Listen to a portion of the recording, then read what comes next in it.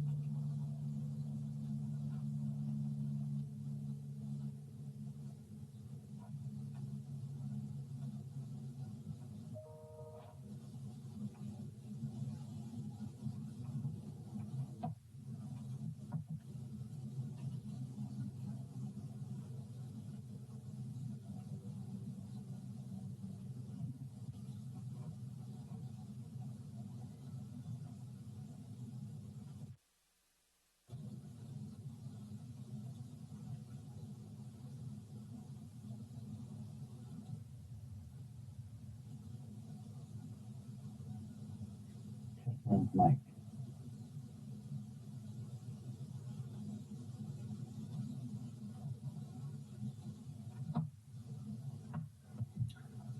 Good evening, fellow council members.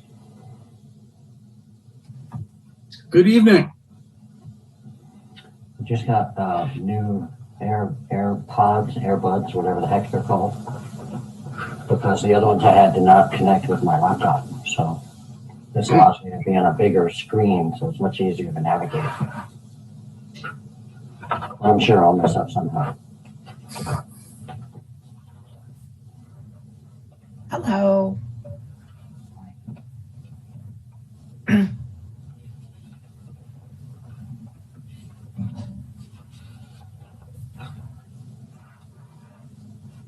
Good evening, Mr. Mayor. Good evening. Are you back in the neighborhood? I am back in the neighborhood. You're not sitting out in front of City Hall with Councilmember Ford?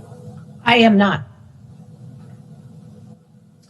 Although it's a pretty nice evening for it, really. It is. I don't know if I'm going to be ready to go back to work and have to wear pants come fall versus shorts.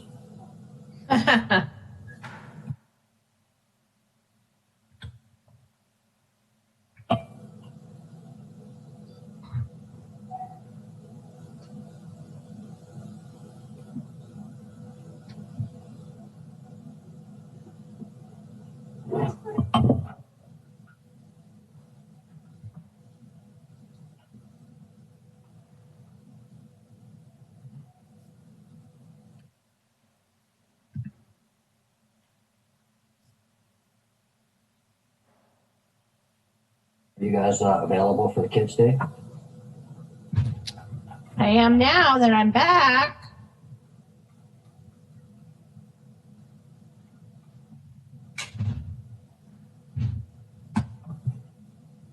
Are you remaining mute on that, Vice Mayor then? Well, I have my own thoughts about given the constantly changing development where we seem to be at vis-a-vis health, about actually even having a Kids Day right now. So I'm still kind of working that over in my mind, frankly. I know. Do you think we'd be at a better point by now? Well, several weeks ago, I would have bet hard money on it. Good thing I'm not a betting man.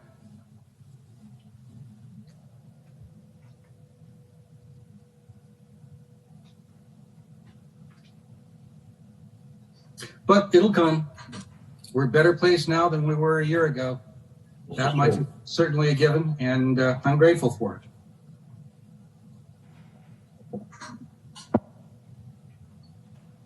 Good evening, Councilmember Sparks.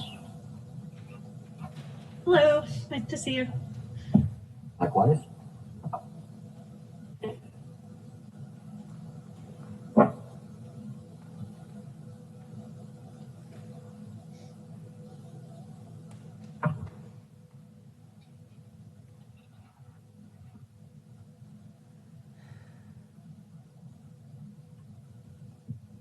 Good evening, everybody. Good evening. Hello. Hi, Damien. Hello.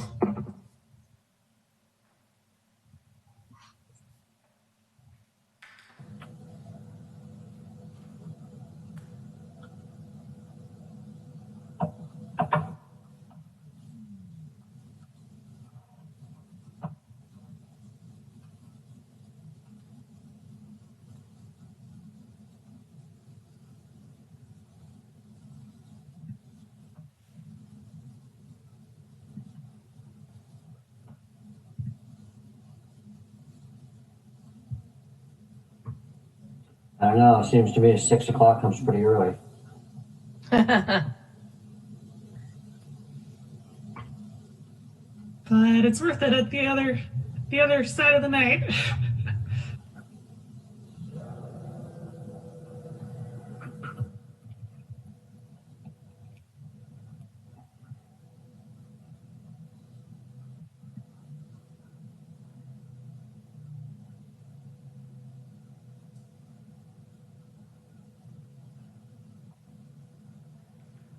Damien, have you heard from Ben? No, I have not.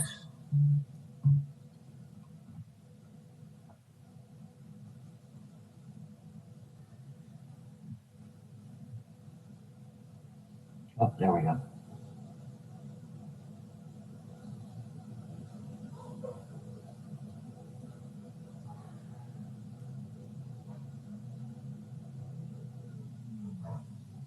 Good evening, Councilmember Ford. Good evening, Mayor Moore. Gee, not in front of City Hall tonight, huh? Not yet. I counted on you to stand guard. Hey there. Oh, there you go. Now I feel better. Can't leave the place unprotected. That's correct.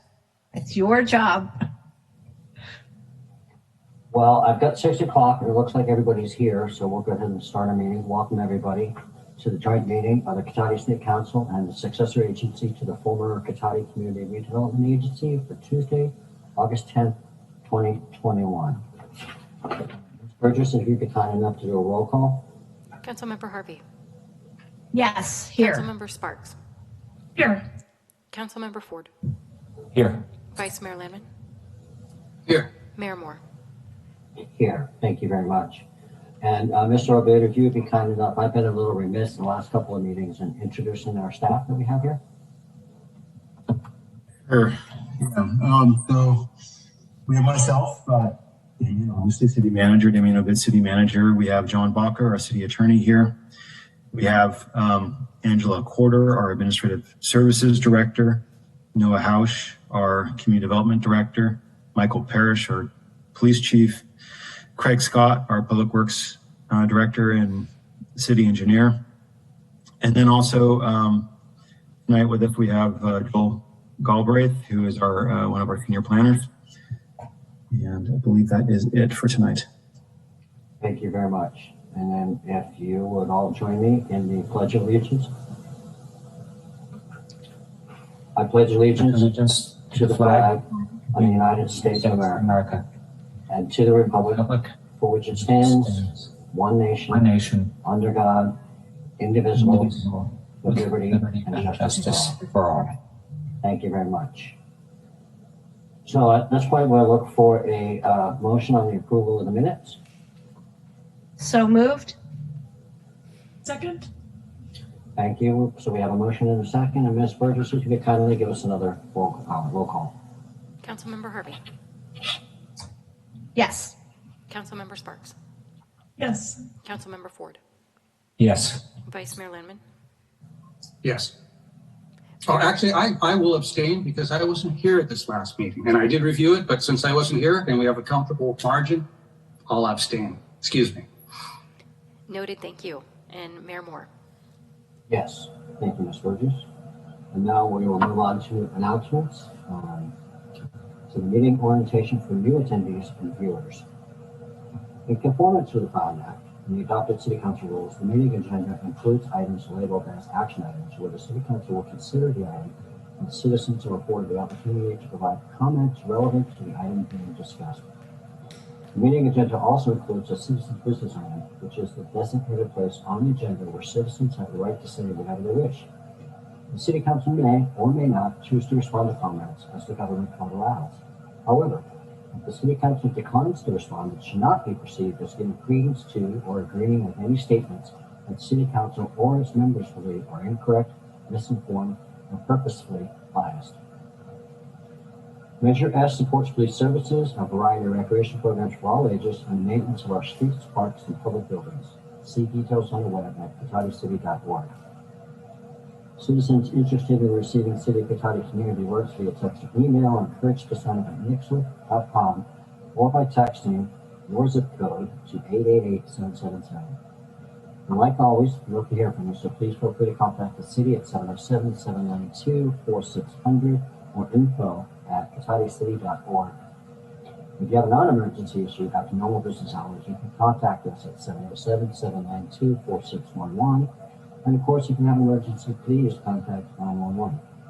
Continue to look for updates on the city's website and social media channels available on Facebook, Instagram, Mixel, and Nextdoor. Do we have a approval of the final agenda? Any changes, Mr. Obid? No, thank you, Mayor. Members of the council, no proposed changes tonight. Thank you very much. And at this point, we will open it up for citizens' business. Ms. Bridges? Thank you, Mayor Moore. It appears we have no attendees at this time. Now we'll move on to the consent calendar. Unless there are any items on that consent calendar that wish to be pulled by the council, I would entertain a motion. Move to approve the consent calendar. I'll second that. Thank you. We have a motion and a second. Ms. Burgess, roll call, please. Councilmember Harvey. Yes. Councilmember Sparks. Yes. Councilmember Ford. Yes. Vice Mayor Landman. Yes. Mayor Moore. Yes, thank you very much. Now we move on to direction on future agenda items. Are there any interest in future agenda items from the existing council? Councilmember Sparks.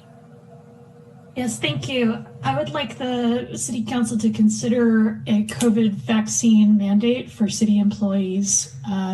This is something the County Department of Health has asked employers to do, and I think we ought to follow that request and have a discussion about it as soon as possible. Thank you, Councilmember Sparks. It's funny, I just had that conversation with our city manager yesterday. Oh, I'm sorry, I also had one other item as well. Oh, okay. I've received some constituent complaints about leaf blowers in the morning, and I would like to consider revisiting our noise ordinance and just taking a look at the noise ordinance to see if we can modernize it and update it to be more effective for dealing with some of these noise complaints. Thank you. Certainly not fun at 7 in the morning. Councilmember Harvey. Yes. The Groundwater Sustainability Agency is getting close to having their plan ready, and they are preparing a presentation that is available for councils. And I think that it would be worthwhile for us to get that presentation when it's ready, when it can be scheduled. I think that would be great. Do you have an idea when they're looking at presenting that? I can work with Damien to get that schedule finalized for that, but probably, in the next month or so. I would imagine on an issue like that, sooner is better than later. Correct. Yeah. Okay, thank you.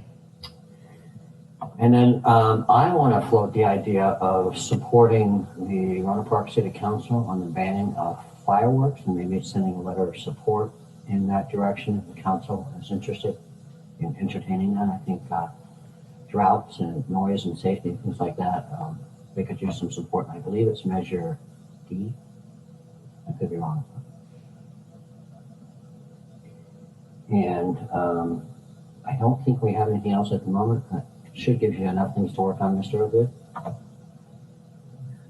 Yes, got it. Thank you. Thank you. Okay, now we'll move on to public hearings. And this is an introduction of an ordinance to amend the land use code to establish multifamily objective design standards.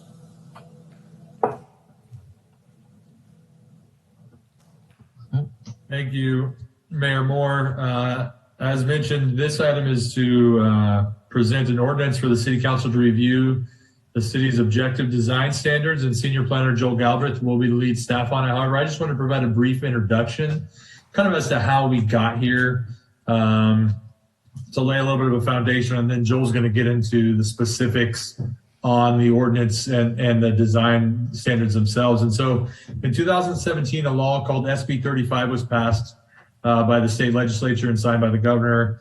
This created a by right process for certain multifamily housing projects in cities which are seen as not meeting their current RENA allocation as determined by the state.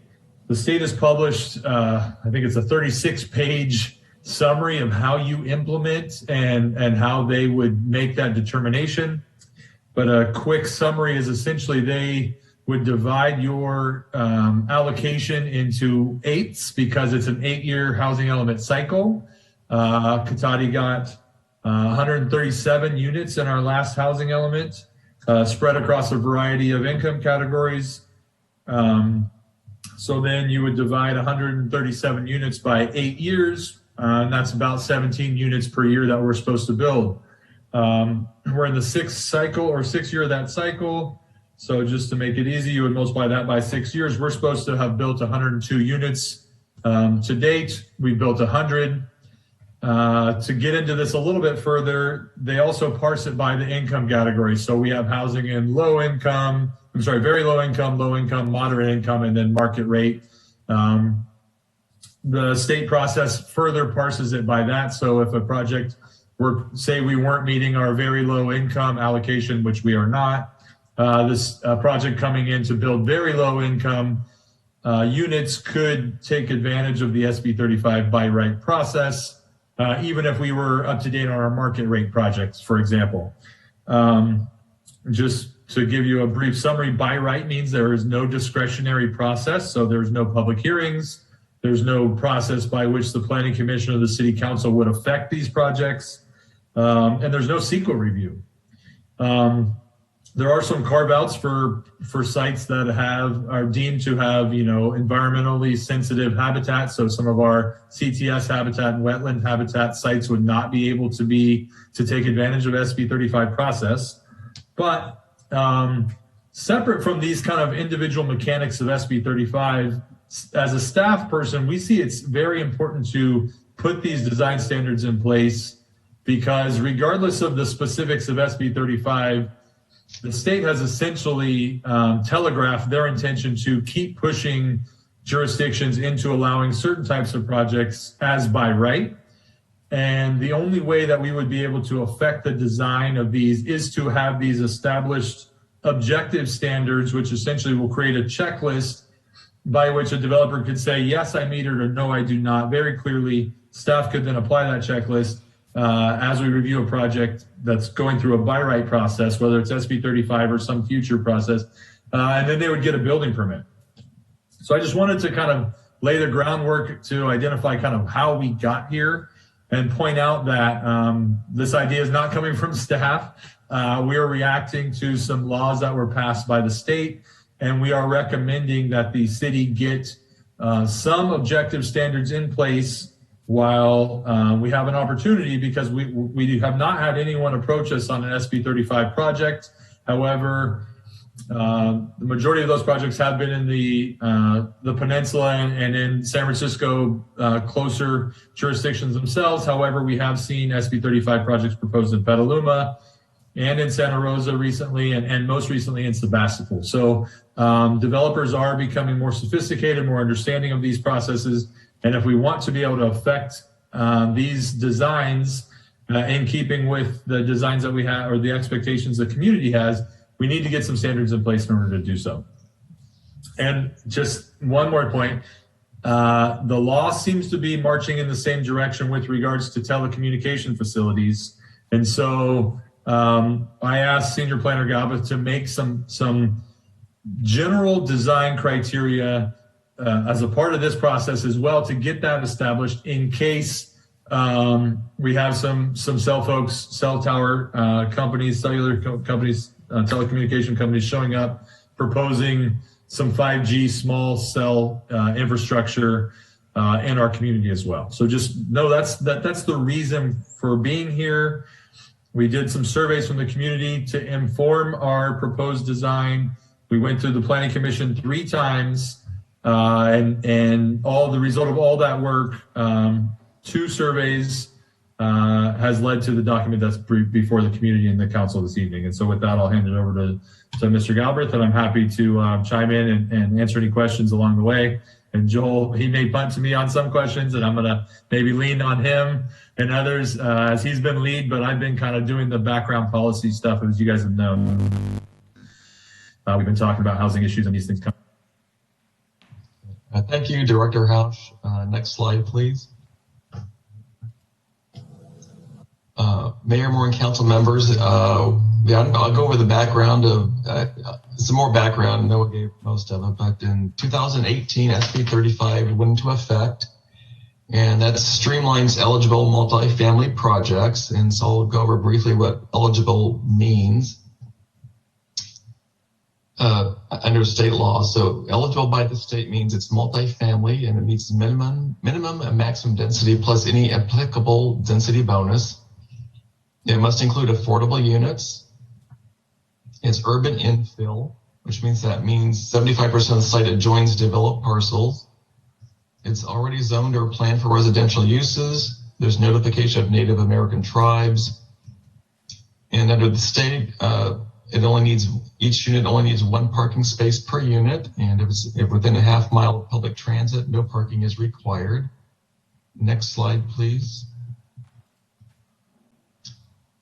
Regarding location, as Noah mentioned, if it cannot be used in an environmentally sensitive area and it cannot remove existing tenant occupied housing. And number 8, typically the projects do not involve a subdivision of land. And also there's provisions for prevailing wage and a skilled workforce.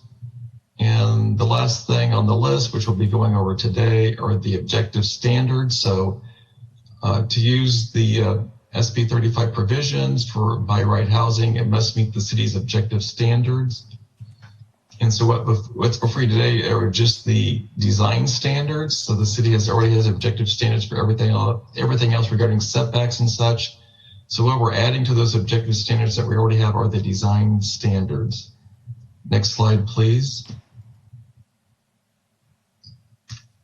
The use of what some people call as the fast lane process, this is an opt-in process. So it can only be used by the developers that choose to use the process and meet all of the adopted state and city standards. Once the developer demonstrates that all the state and eligibility criteria and city objective standards have been met, then only a building permit is required.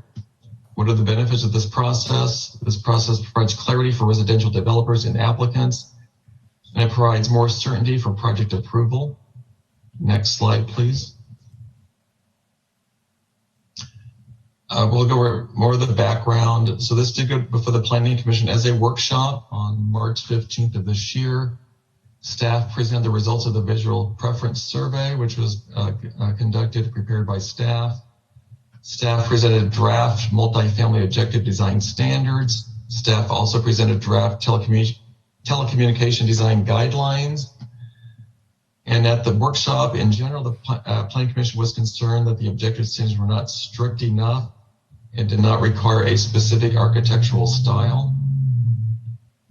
Next slide, please.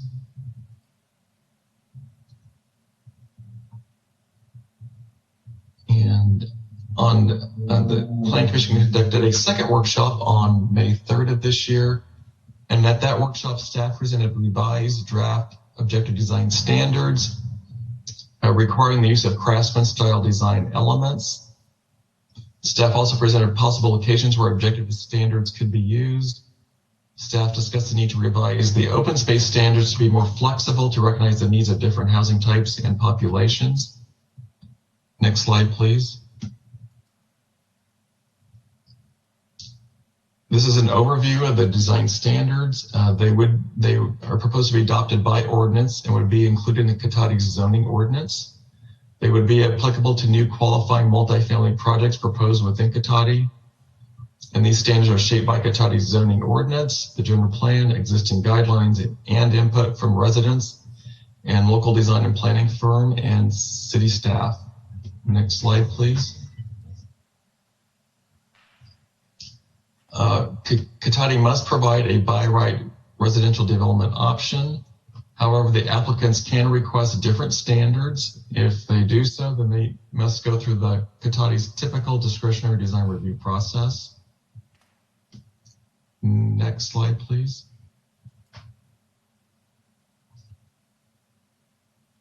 This list of some of the challenges with the process. It does reduce decision maker discretion. There typically is no public input on development projects that meet all objective design and development standards. And the standards that are adopted must be realistic, acceptable, effective, and fair. Next slide, please.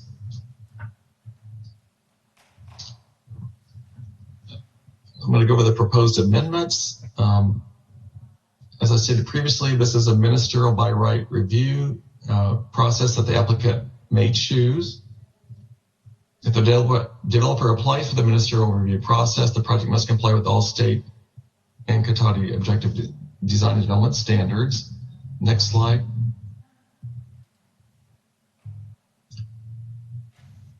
So the way the review process would work, as staff anticipates it, the applicant requests streamlined processing and submits plans and a checklist. So the checklist would show how they are complying with all the standards of the city and the state. Staff would review the plans submitted to verify the proposed project complies with all the state and city objective standards within a certain time limit. If it meets all the standards, staff would approve the project without a public hearing.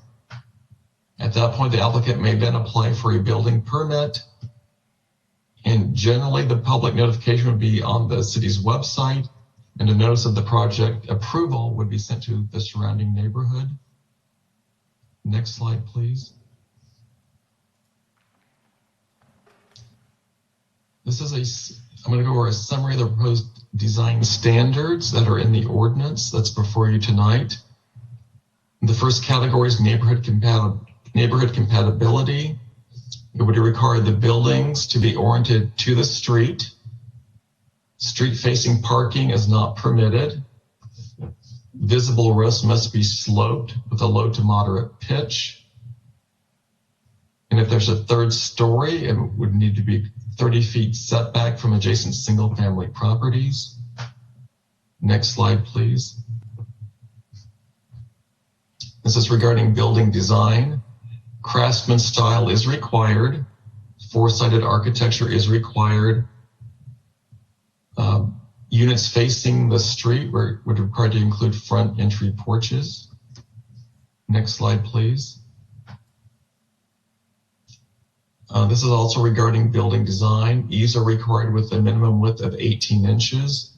Exposed roof beams and or roof rafters are required. Windows shall include divided lights, surrounds, double hung, single hung, or fixed. Next slide, please. This is also regarding building design. Entry doors shall include recessed panels and or glazing with a wood surround. Exterior materials shall consist of a minimum of the two of the following: solid or concrete-based wood siding, solid wood or concrete-based shingle siding, stucco, brick, stone.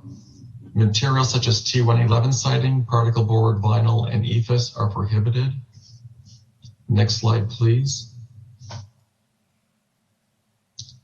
This is also regarding building design. Blank walls, which is the walls with no doors or windows, shall be limited to 20 feet in length and shall include art or be screened with landscaping.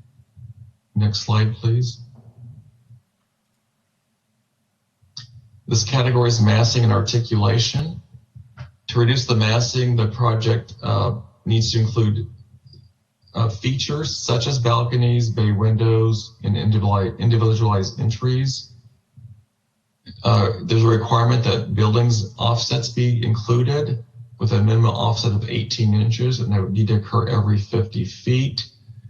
And the 50 feet is a typical width of a lot. So that's trying to create the building, strike at the mass of the building so it resembles more attached housing with a 50-foot width. And also the roof lines also need to articulate vertically every 50 feet. Next slide, please. This category is open space and landscaping. And what is proposed is the use of usable open space, not just open space, but it needs to be usable. And so each unit is required to include a total of 150 square feet of usable open space. That's for the entire project, 150 square feet per unit. And if the site's adjacent to a public park, it only needs 48 square feet of open space on the project site. And the way the ordinance is currently written, adjacent means directly adjacent to it or directly across a local street. So if the park's located across a collector street or a major arterial, it would not be included. So it needs to be directly adjacent or directly across a local street to be counted as open space. So there's two types of open space. Generally, there's private open space and there's common open space. So the private open space would include a private entry porch, or it could include a private patio garden. So if it's a ground floor unit, it needs to include one of those two. So typically if it's facing a street, it would need to be a porch. The units that are not facing a street, they could be a porch or it could be a patio.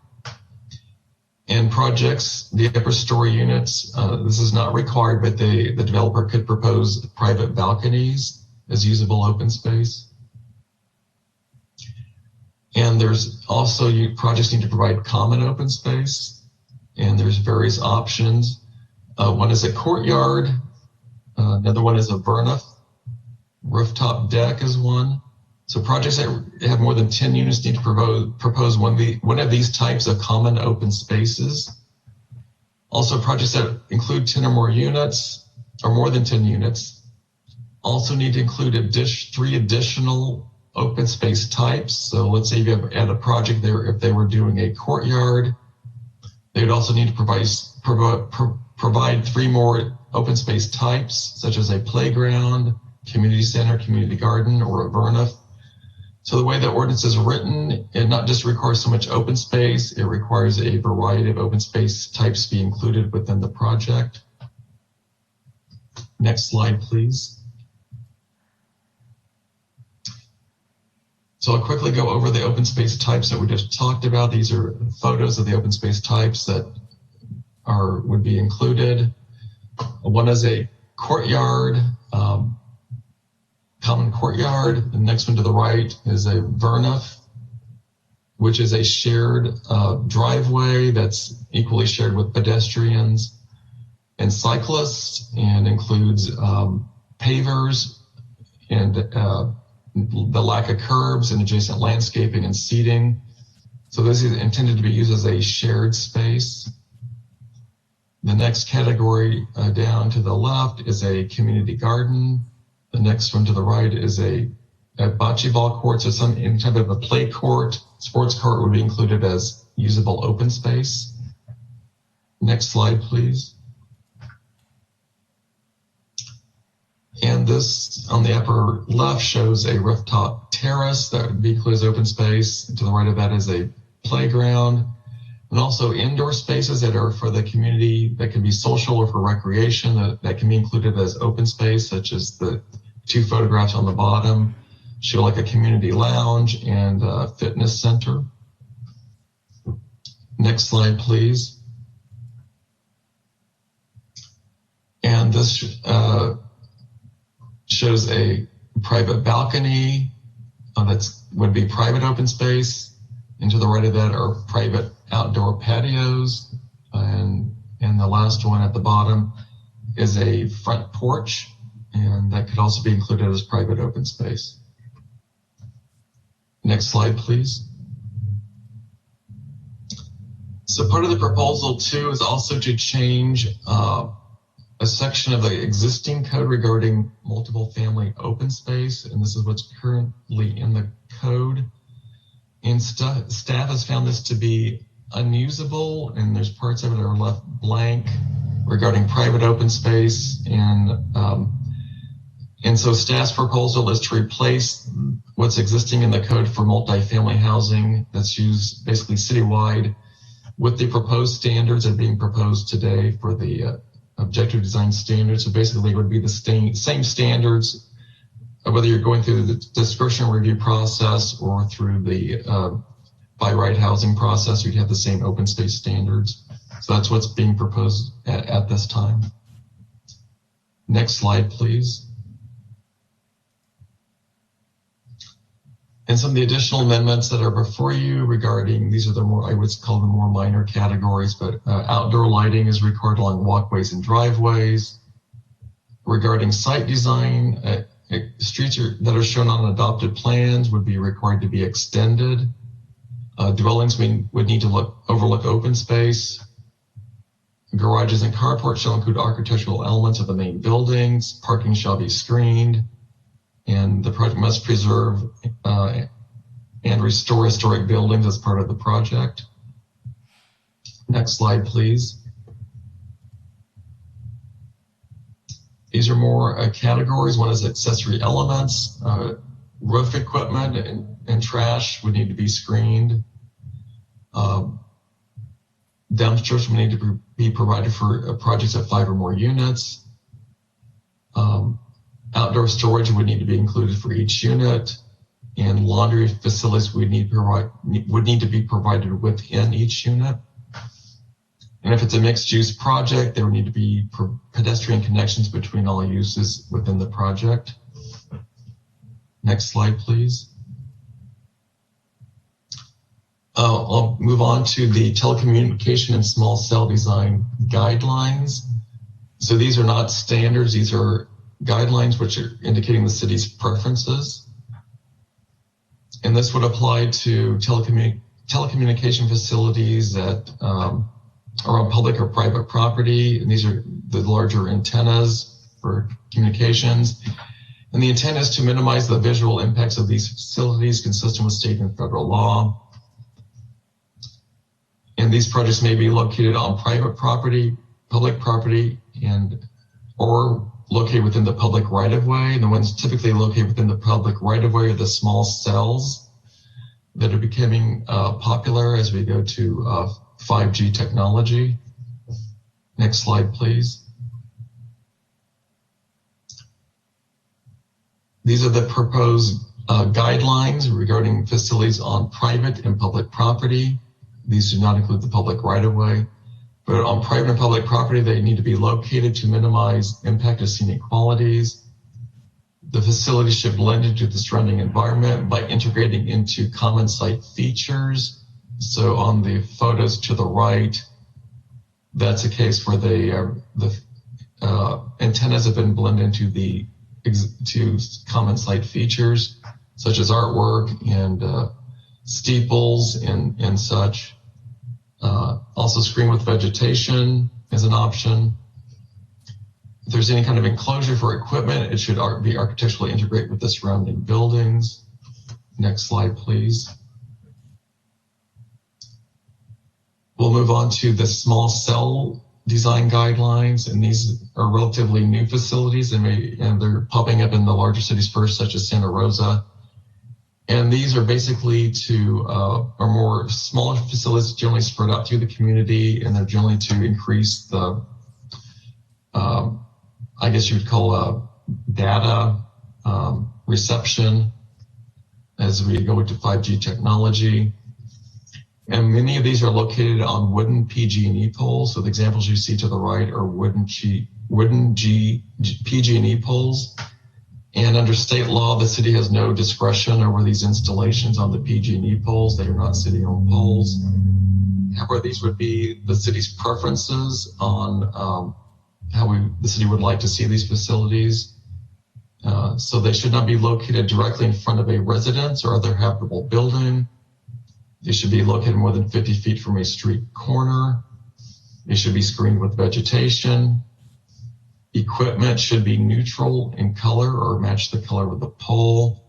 So in these examples to the right, you see some of the newer facilities that went up where there were a lot of neighborhood complaints. This example is in Santa Rosa where the equipment was placed in front of the sidewalk. It was not painted to match the color of the pole. An example to the right shows a similar PG&E pole where the equipment is generally, there's an effort to have the color match the pole so it's not as visible. Next slide, please. Also, these communication facilities can be located on city-owned poles, and typically these poles that are owned by the city in their right-of-way would be a metal street light or a metal traffic signal. These are are typically where you would see them on city facilities. The city needs to allow for these types of facilities, but we can have design standards. So the antenna and equipment should be flush with the pole and incorporate a stealth design.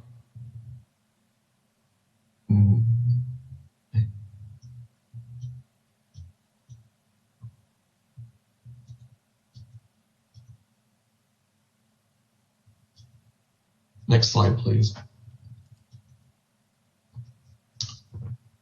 And if there is ground-mounted equipment, it should be located behind the sidewalk, screen, or undergrounded. And also, this was one of the major talking points at the Planning Commission was the public art. And their hope was that when there are these types of boxes in the public right-of-way, that the owner of the box would participate in that public art projects that could be sponsored by the city or other jurisdictions. Next slide, please. And this is a revision that staff is asking be included in this amendment, and it's a minor revision, but this is regarding applicability of the design standards.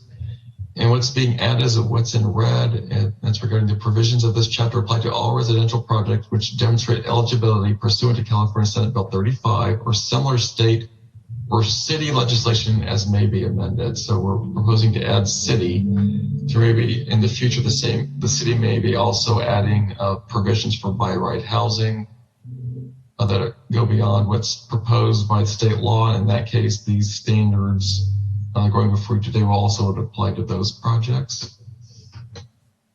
Next slide, please. And this is the final slide, and it is recommended that the City Council conduct a public hearing and introduce an ordinance as revised, amending the land use code to adopt multifamily objective design standards, amend the open space standards for multifamily housing projects, and adopt a resolution establishing telecommunication and small cell design guidelines. Next slide. And that concludes staff's presentation. Are there any questions at this time? I'm sure there will be. Thank you, Mr. Galbraith, for that and the work put in on that. Thank you, Mr. Hausch, for that. With that, I will open it up to the City Council. It looks like Council Member 4. Go ahead. Thanks. A couple of questions. So first on roof pitch, there was one standard that visible roofs have low to moderate pitch. And another one that roofs be vertically articulated every 50 feet. So the first one doesn't apply to invisible roofs, right? So if there's a flat roof that you can't see from the ground, then that obviously is not low to moderate pitch. But the second one doesn't seem to have an exclusion for invisible roofs, and I'm not sure if it makes sense to require invisible roofs to have vertical displacement versus the fronting that would create the same effect, the displacement in the faces. So I'm just curious about whether it's the intent that the vertical displacement requirement apply to invisible roofs as well. Second was about the requirement for laundry within units, and I'm wondering why that requirement that can work contrary to some efficiency and climate change goals that we've got, where shared laundry can be much more efficient.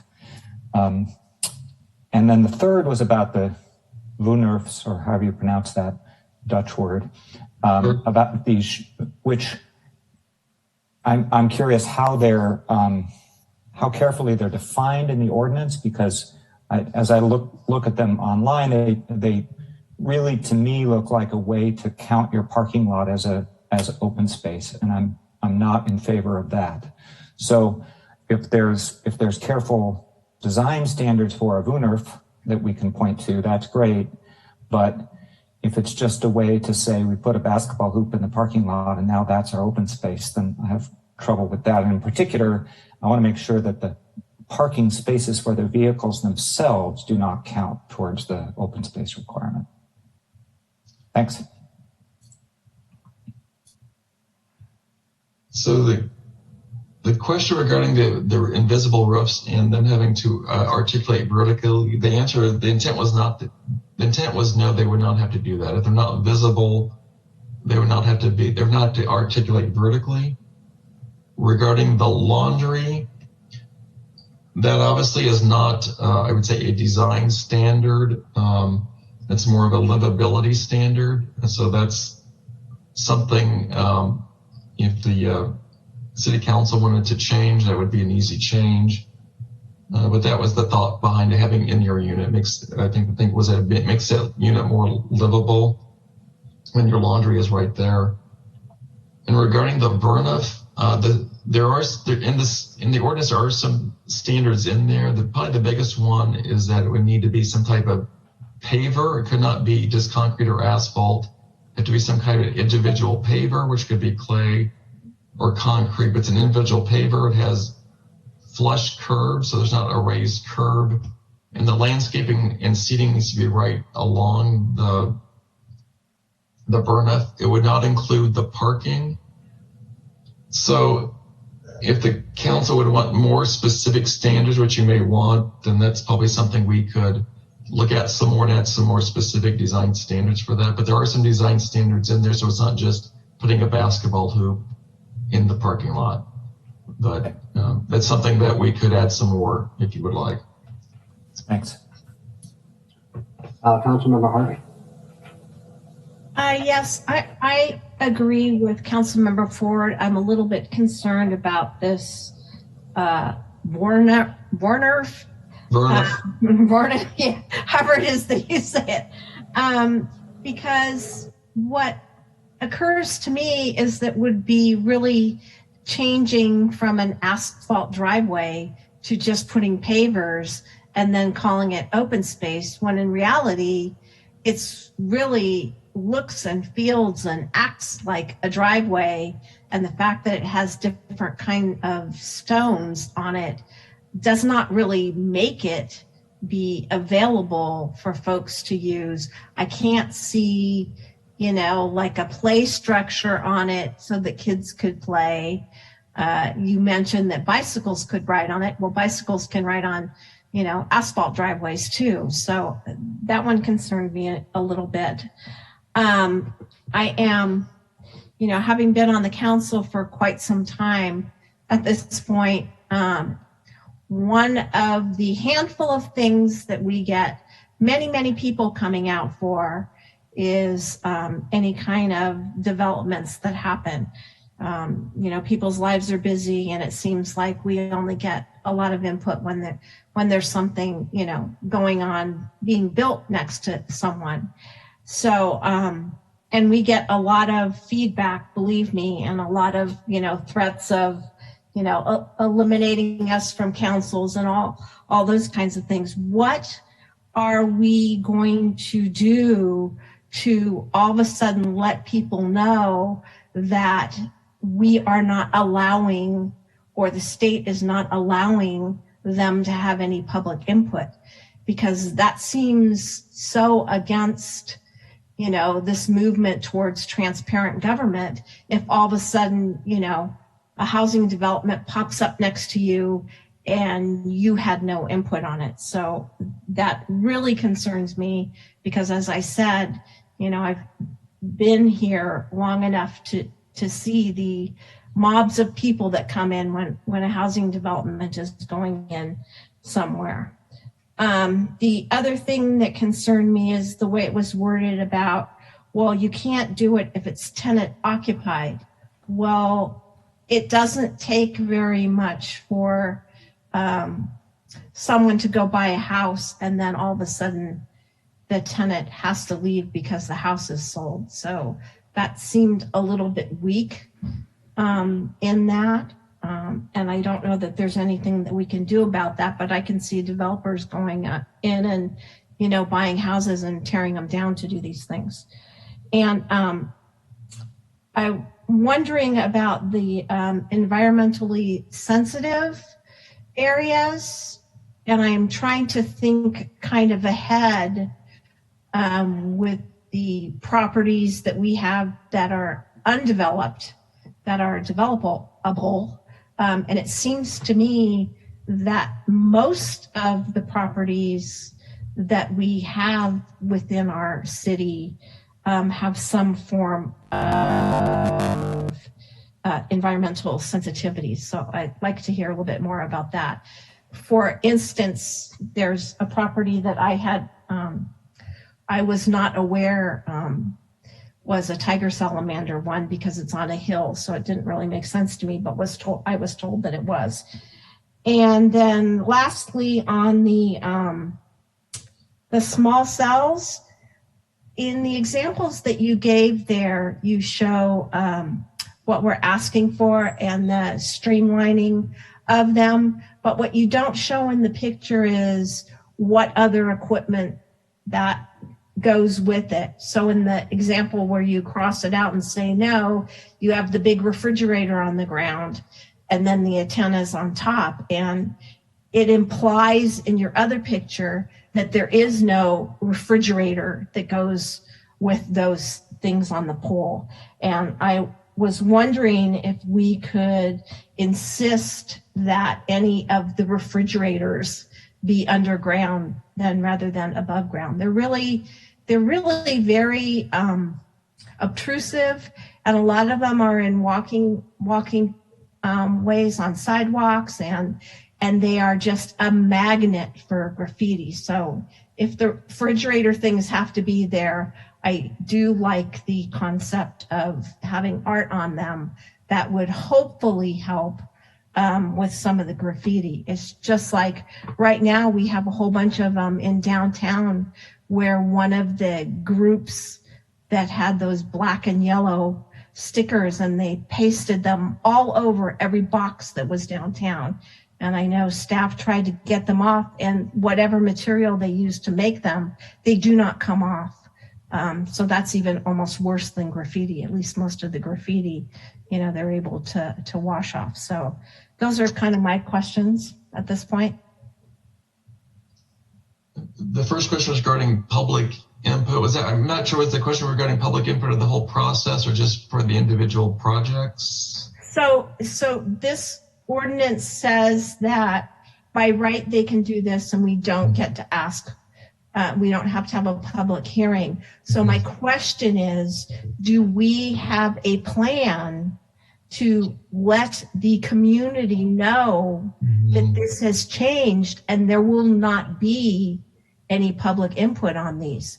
Because when you say that, well, once it's approved, we'll send a notice, I believe you said, to the surrounding owners. I don't want 100 phone calls because I didn't let someone know that they could not put any input in on something when I didn't really have a choice to let them have input, if you get what I'm saying. So Councilmember Harvey, I'll take this one. So we absolutely recognize this challenge, and anytime there's a lack of process where the expectations are that there should be a process, it's going to be concerning and it's going to be troublesome to the community. As someone who has to manage this process, we struggle with, okay, is it more helpful to let someone know that there's something coming that they have no ability to chime in on, or tell them after the fact, like on an individual project notification basis? So is it better to say, hey, there's a project that's been applied for that you can't affect through your process? Or is it better to say, hey, this was approved and it will be coming? So we can write the regulations to where we notice them ahead of time or after. I generally think it's a better thing to do after. But to answer your question specifically, it is our goal as we roll out the housing element process to highlight that part of the need to make changes through this housing element is reacting to changes in the state law. And I'm sure you all will recognize that we have been beating this drum since we held the first housing workshop in 2019, saying these things are coming, these laws have changed. But to your point, there's not been a great way to do a mass notification to the community that says, hey, certain projects are now allowed to go straight to building permits and you will not get a chance to participate. We're happy to take any input the council wants to give us. And also we definitely plan to do kind of a community-wide outreach campaign to let folks know not only all the things that have occurred, but the things that we're going to be doing, again, as a part of the housing element process. We are looking to hire a community engagement specialist with a specific individualized contract as a part of the housing element update process that will focus just on engagement. I think that will be helpful, because otherwise what will happen is not only will you get calls, we're going to get more than calls, we're going to get recalls. Because if you get a whole group in a neighborhood that all of a sudden thinks that we did something, you know, in a room somewhere when it was out of our control, I think that's unfortunate that we have to deal with these laws. So I think the more, as you say, communication that we can do up front, I think the better off it is for the community, so that they're not surprised. It's the no surprises thing. And I'm sorry, I also want to add, we are building a housing specific website, and my goal will try to have it be as clear and as concise as possible on the surface, so people can get a broad understanding very quickly, and then allow them to drill down into more of the specifics on individual topics they're interested in. Okay. The next question, Councilmember Harvey, had to do with the tenants on the property versus ownership. So if the property that somebody wants to do one of these projects, if the project has tenants on it or has had tenants in the last 10 years, they are not eligible to use this process. So if there's a property that was zoned properly for multifamily, you'd have to have a house on it that was occupied by the owner. Then my understanding is they could use the process. But probably if you're thinking about somebody would buy a bunch of single family homes, demolish them to build a multifamily project, I'm thinking that those homes would not have the appropriate zoning for multifamily.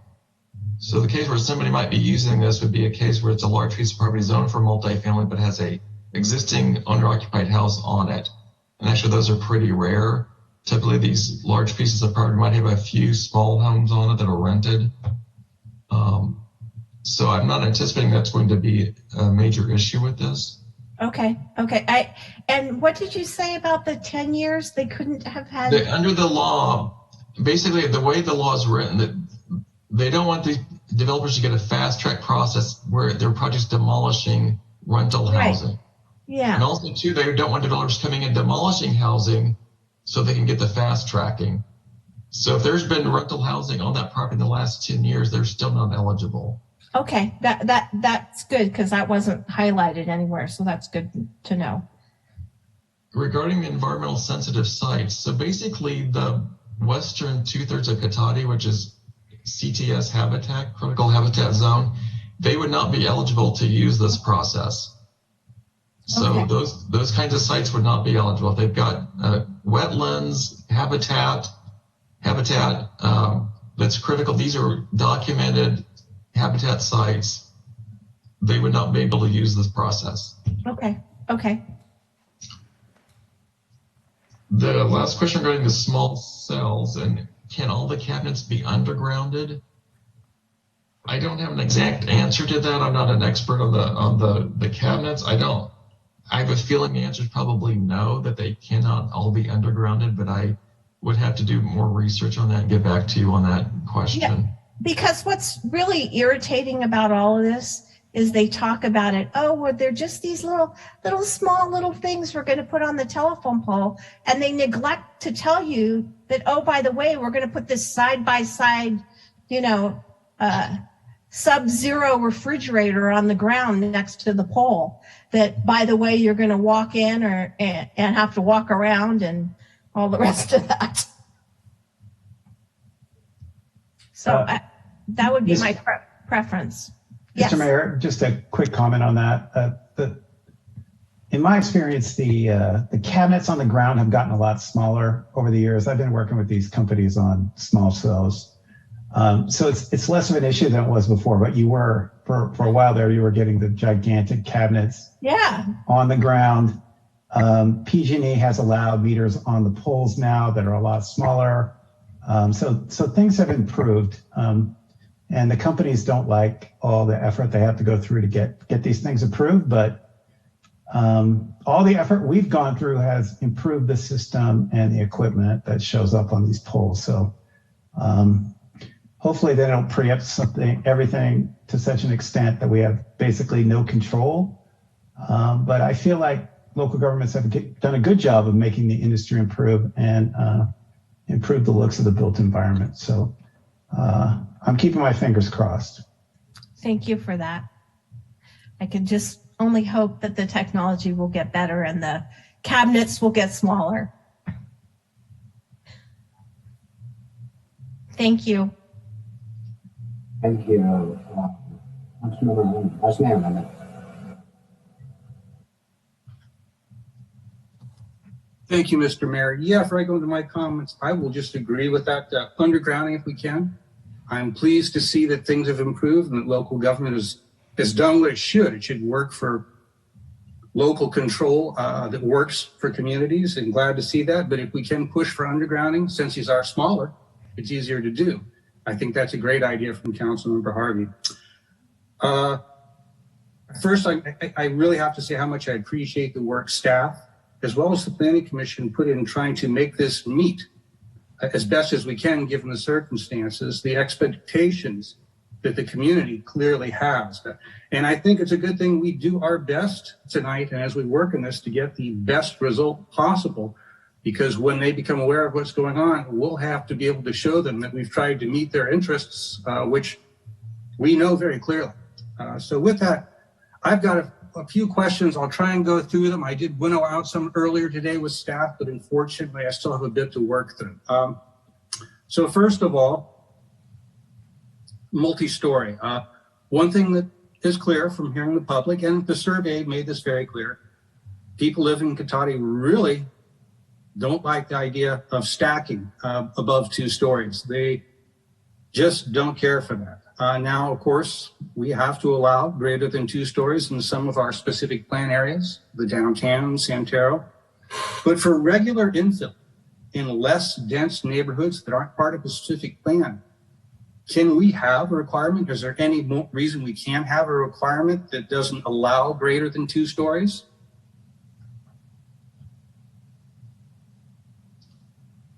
And I like to do these questions one way I want to get an answer if I could. It's too much for you to do all at the end, if that's okay with staff. Okay. What we would have to do, we would have to look at the specific zoning district. So if the zoning district now allows, let's say it allows 3-story, that's an existing standard. If somebody came in to use these objective design standards, we would have to allow that to be 3 stories if the zoning allows it. Yes. But if it doesn't currently, and I believe most of our areas, I suspect, don't, and again, I'm thinking mostly infill here, Joel, not our larger areas, the few larger areas we might have to be developed. I believe it's important to define, open the doors you want to open and close the doors that you don't want open now, because otherwise we'll get results we don't like. And I could see, as some of my colleagues have said, somebody wanting to come in and knock a house down in a residential neighbor and put up a 3 or 4-story structure. And that isn't something that we would normally allow. And so I just wanted to ask, is there any reason we can't require that in those areas? I believe we need to do a little bit more research. I don't have an answer tonight, but I think we need to do some research on our code and also with other state laws regarding. I think it would be important to do that, Joel. These are the expectations the community has. Some of these things we've agreed to, such as the downtown, almost 2 decades ago now, maybe at least 15 years. But for these areas, their expectation is it remains a small town. And if we sit here and don't even bother to research our ability to restrict what they would feel, I believe, is overly large growth in residential neighborhoods, it's infill, I don't think we'd have done right by them personally. So I would like to see that come back. And along those general lines, I noticed on one of the packet pages, I think it's 129, it talks about requirements for a 30-foot setback if you're putting a 3-story multifamily, a new 3-story multifamily building next to an existing single-family home. First of all, I appreciate staff looking out for situations like that, because I think that is problematic. But I wonder, that's still, even though that's by planning standards, a generous 30 feet, for people living there, that's nothing. And I look at Olaf Street and I see what was done there in the late 50s or early 60s, and I'd like to avoid that. I wonder if we could instead feather these infill developments, essentially by size in the smaller infill areas. And I'll give a couple of quick examples of what I'm thinking. First of all, if you're building a new multifamily next to an existing single-story, single-family and residential neighborhood, it doesn't go any higher than 2 stories, 1 story above its neighbor. If you're building next to a 2-story, if the zoning allows it, you could go up to 3. If you have a circumstance where you have a large lot that might be developed into a very big multifamily complex, and it does happen to be abutting on one side a single family house and neighborhood, I would expect it to feather so that the units on that side would match, then step up, and then finally step to their final size. Is this something we could do? And I should explain to the public, I'm sure my colleagues know, but we have a street in town called Olaf. It's an older street, mostly very small, charming bungalows, but at one point in time, somebody put in some very large 2-story concrete apartment complexes without any sort of feathering and stepping up to it. No duplexes to quadplexes to apartment complex, but just right in there. And I think I've always looked at that as an example of poor planning, poor zoning, and I'd like to see us be able to avoid it. So is that something that we might be able to do with this, Mr. Galbraith? I agree. We need a little bit more, I would say, research and study to come up with some standards that would work. So yeah, I would say, look at that, probably come back with something that would work. Yes. Good, thank you. Now the biggest challenge, trying to pronounce this, Vunurfs or Vernufs. I think it's tomato, but I'll go with Vernuf for now. I first saw that in the packet and I thought it was a misprint, and then I looked it up and I found it's actually a real thing. So I've learned something new this week. I appreciate that. I too share my colleagues' concern. The first thing I thought is, I like the idea of it. I love the one picture example you have. I know that this can work for communities in some ways, but I also see it as the cheap way out for a developer. Let's face it. If you have a list of things that you can use for required private and public open space, and it involves building parks, small parklets, or adding balconies or porches, or you could just use the existing street you have in the back and put some cobblestones off and call it a Vernuf and put a sign up and maybe a shrub or two. They're going to go that route. I honestly feel, and what I want to ask is, I don't think we should have Vernuf as something that can be used for meeting your numbers. I think it should be removed from that. I think instead what we should do, and the reason I say this is I have some concerns about some of the footage that we've allotted, the 150 square feet, as well as especially the 48 square feet for areas next to parks. I personally feel that's a little small. I'd like to push for that to be bigger, to provide more for these neighborhoods. But I see a different way to go here, maybe with the Vernufs. And what I'd suggest is we don't allow them to be used as part of the calculation, but we require them. I'll ask my colleagues and the public to think of the nice little development we did recently by 21st Century Health here in Cotati. The units face the street.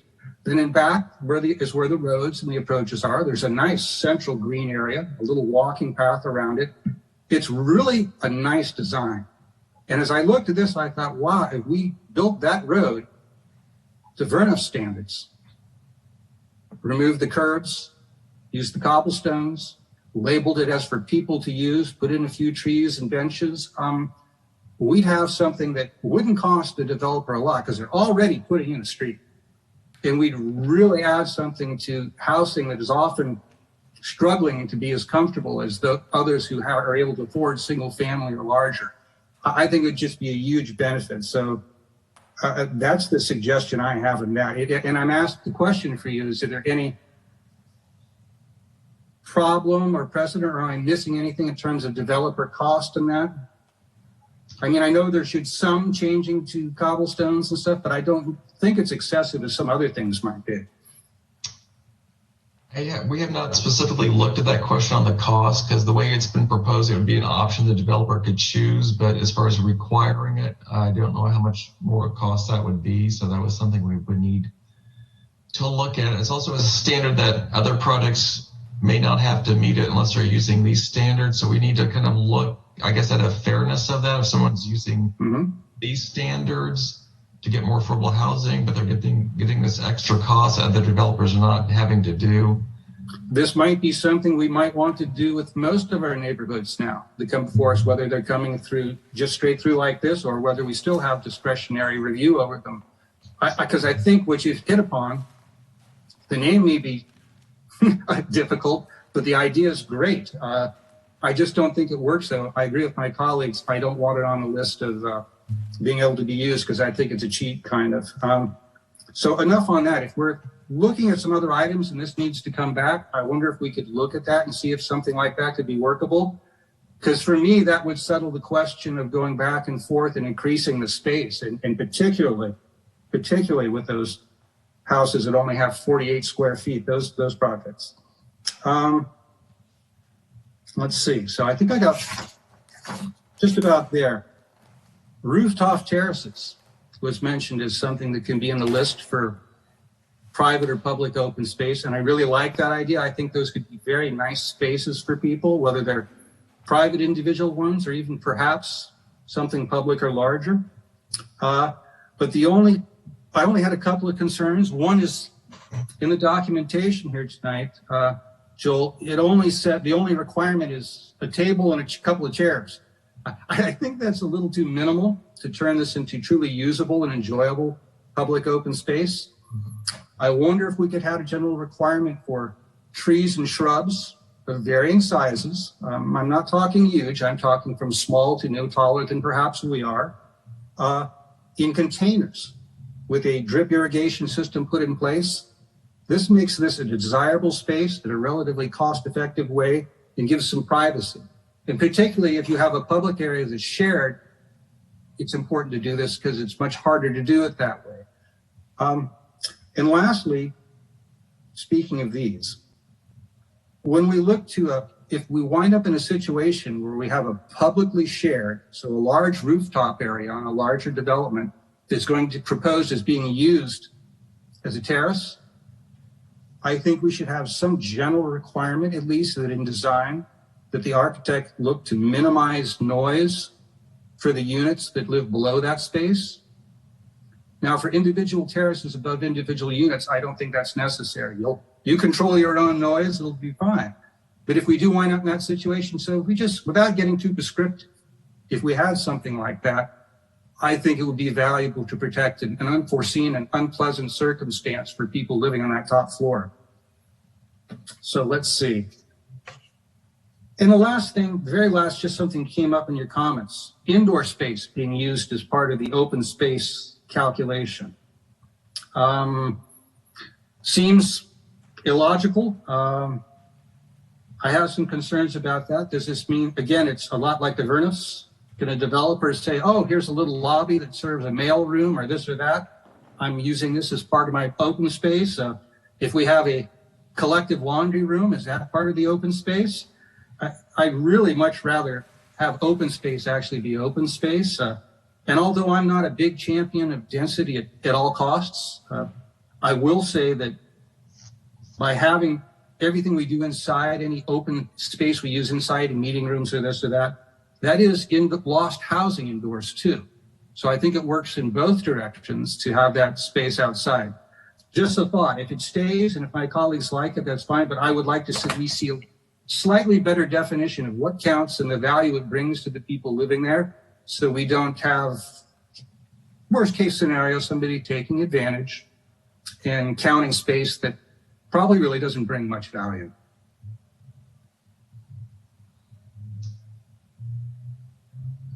So regarding the rooftop terraces, I think those are easy changes we can easily make. Adding the landscaping and specifying noise requirements, some of those things we already have in our code regarding decibels for inside noise. So we can add more on that. Those are easy changes.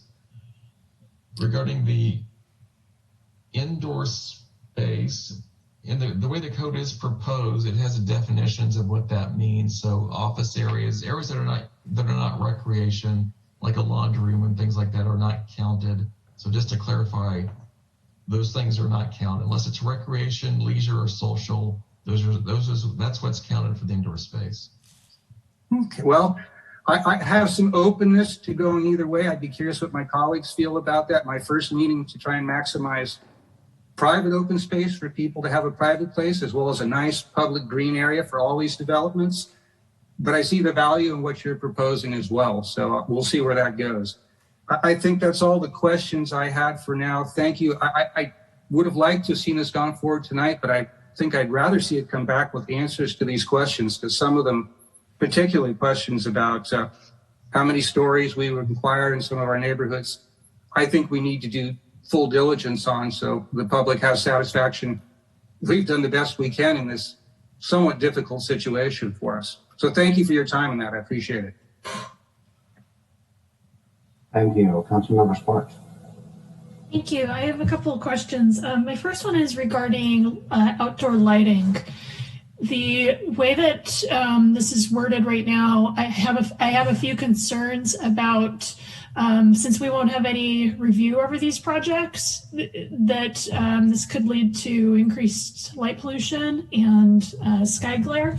One of the great things about Cotati right now is we actually have a pretty good dark skies. And I don't know, some of you know, but my day job, I'm an astronomy teacher, so I'm very sensitive to our ability to enjoy the night sky. And if we have several by right projects coming in and adding a lot of outdoor lighting, it's really important for us to get this right, since we won't have any review of it.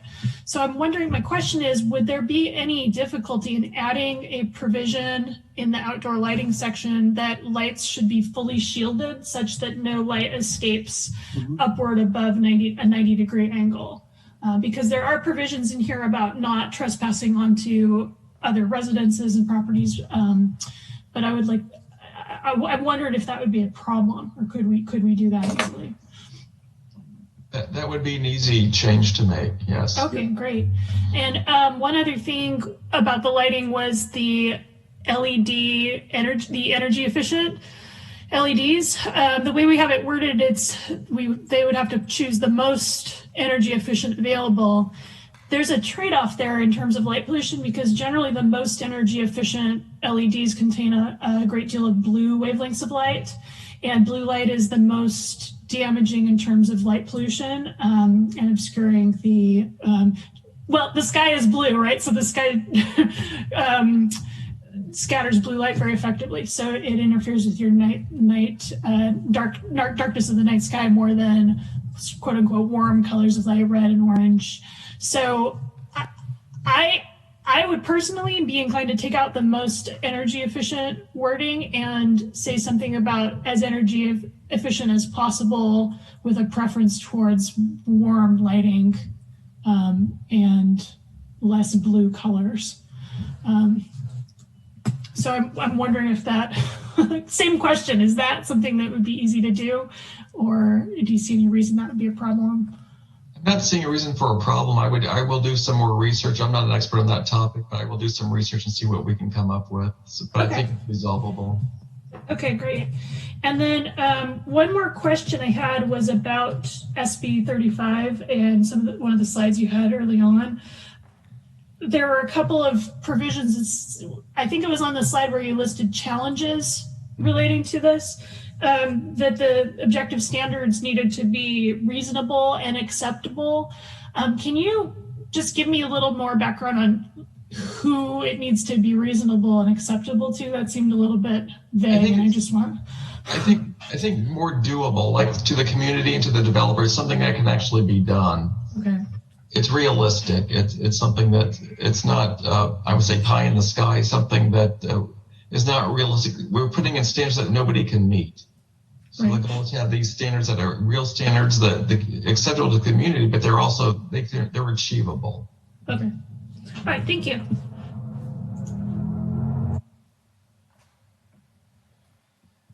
Thank you. Councilmember Ford, did you have a clarifying question? Or yeah, I'm sorry. One more question that I forgot to ask before. So it's about the trigger for being sort of subject to SB 35 requirements. When I looked at the documents I could find online, we're in a particular category where currently projects that, if I read it right, projects that are at least 50% affordable can take advantage of this by right process. Is that, and then there's another category of jurisdictions that are projects that are at least 10% affordable can take advantage of it. But we're in a, like, because we've met most of our categories, it's only very low that we're severely deficient in. It's got to be 50% affordable or greater to trigger the by right. Is that right? I don't have an exact. Noah, do you know the answer to that one? Yeah, so I would say it's a snapshot in time. Sure. So the issue is, if a project is coming in right now, then they may be subject to some category. But if we get into January 1st and we're in a different year, our numbers change. And so I don't think it's worth getting kind of bogged down into individual metrics of when it'll apply or not, because December 31st and January 1st could be different buckets of compliance. And then, as I mentioned in the beginning, new legislation has essentially been promised by certain individuals in the state legislature to allow more housing by right. And so getting these in place now will allow us to at least put our stamp of design on how those projects are implemented within the community. Okay. So the general principle that if we actually meet our arena targets through discretionary projects, then people can't do a by right project. I mean, that's the SB 35 rule anyway, right? That is correct. Under SB 35, if we are meeting our arena targets, then that is not an available pathway. Thanks. And Vice Mayor Lemon, you had a clarifying question or an additional question? Apologies, I did not lower my hand. I'll do that right now. Okay. And then I had a couple of questions. I like that Councilmember Sparks brought up the lighting issue. I have a concern with that. And then looking at the standards, realistic, objective, fair, and acceptable.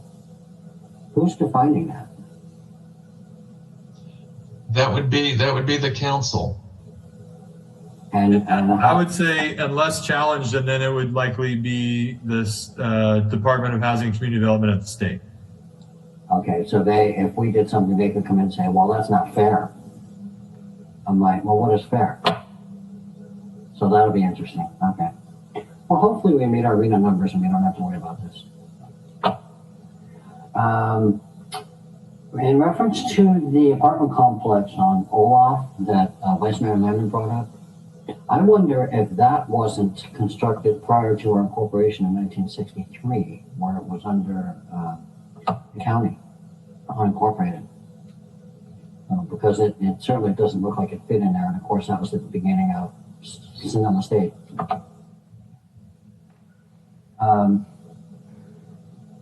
Yeah, notifications. I am more inclined to follow the advice of Mr. Hausch, because if it does fall within the by right and the SB 35, I think notifying them after the permits have been approved satisfies those requirements. It wouldn't be pleasant. It wouldn't be the most fun meetings to have, but I think if you stir it up beforehand when they can't do anything about it, it's just poking the hornet's nest. Use that term. And I would concur with Vice Mayor Lemon regarding the indoor-outdoor.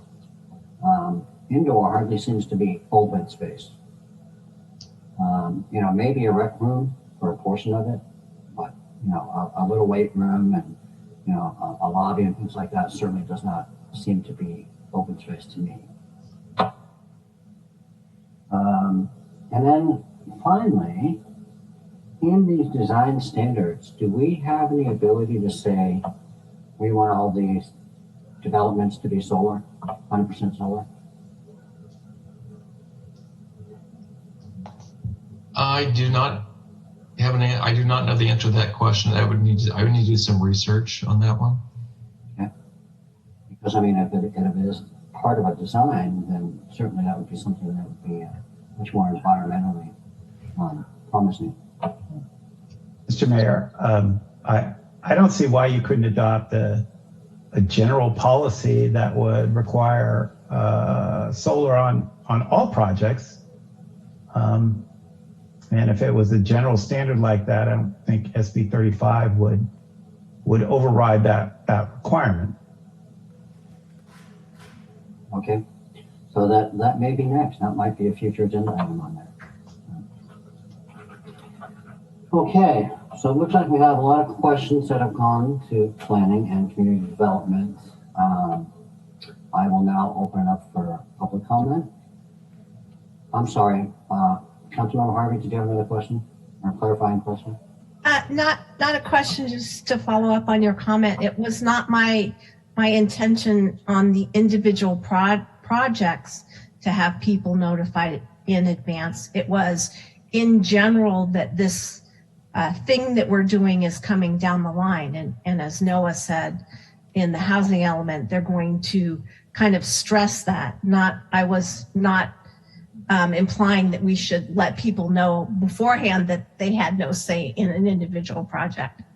More in general, this is what we're doing with this ordinance. Thank you. Thank you.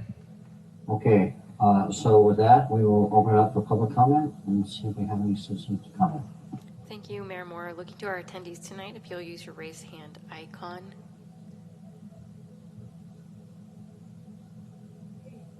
Mayor Moore, that will end public comment. Thank you, Ms. Burgess. So we have no public comment on that. We have some suggestions that it appears that community development and planning have gotten a lot of information that they're going to bring back. Correct. Okay. Do Councilmember Sparks? Thank you. I just wondered, I had withheld everything I wanted to say until now because I was just asking questions before. So is this the appropriate time to have a council discussion about? Absolutely. Okay. So I wanted to respond to Vice Mayor Landman's question about the indoor open space. Personally, I think I would be okay with a fitness center or a common room that could be rented out for events or things like that. But I also am concerned about, I don't want a lobby. It's like a little tiny lobby to be counted as open space. So if there was a way to define that a little more clearly, that it would truly be I think it is defined as recreational space, but maybe putting a little more oomph to what a common room or rec room should look like. I would be okay with that. That was one thing. Another thing was I feel like I want to push back just a little bit on the resistance to 3 stories. We're in such a dire housing crisis right now that if we limit the number of stories, that could potentially make a project not pencil out and not get built. And then that would be a major loss for our ability to meet our RHNA targets. So just want to push back a little bit on that, although I do understand and agree with the concerns. Just that the other priorities that we have of building more housing might outweigh that for me in some situations. And then last but not least, I was reading through some of the comments that we got from the developer that this was sent out to, and they seem to take issue with a lot of parts of it, not possible or practical requirement for multifamily development in about 20 different places. So my question is, can anyone on staff maybe give some background on your opinion of those comments? Do you think that those are reasonable or unreasonable? And would developers find since we only got feedback from one, as far as I can tell, one of the people we sent it out to, in general, would developers find these guidelines to be reasonable and acceptable? I was just a little concerned by the huge amount of yellow highlighting there was on that document. So to answer the question, a lot of the projects that were in the visual survey comply with a lot of the guidelines. So like not having parking in front of the building facing the street. So that's one of the guidelines, but the commenter said that wasn't practical. So we've got projects built in the county and in Cotati that meet a lot of these guidelines, but the one developer is saying they're not practical. So they may have a different preference, but some of these guidelines are similar throughout other jurisdictions in California. So other developers are doing these types of projects. So they may not prefer that guideline, but it doesn't mean it's not doable. That's how I was reading a lot of the comments that I saw. Yeah, and I would just add on that, one of the things I really appreciate about Senior Planner Gaba's approach is every single photograph in the survey were Sonoma County developments that are built. And so a developer was able to make those projects pencil and get them built. And we just really wanted to hear from the community, from this menu of projects that our development community is used to building or has demonstrated that they're buildable. Which ones do you prefer from a design standpoint? And that was very intentional on Joel's part, and I really appreciated that because it demonstrated that they are buildable.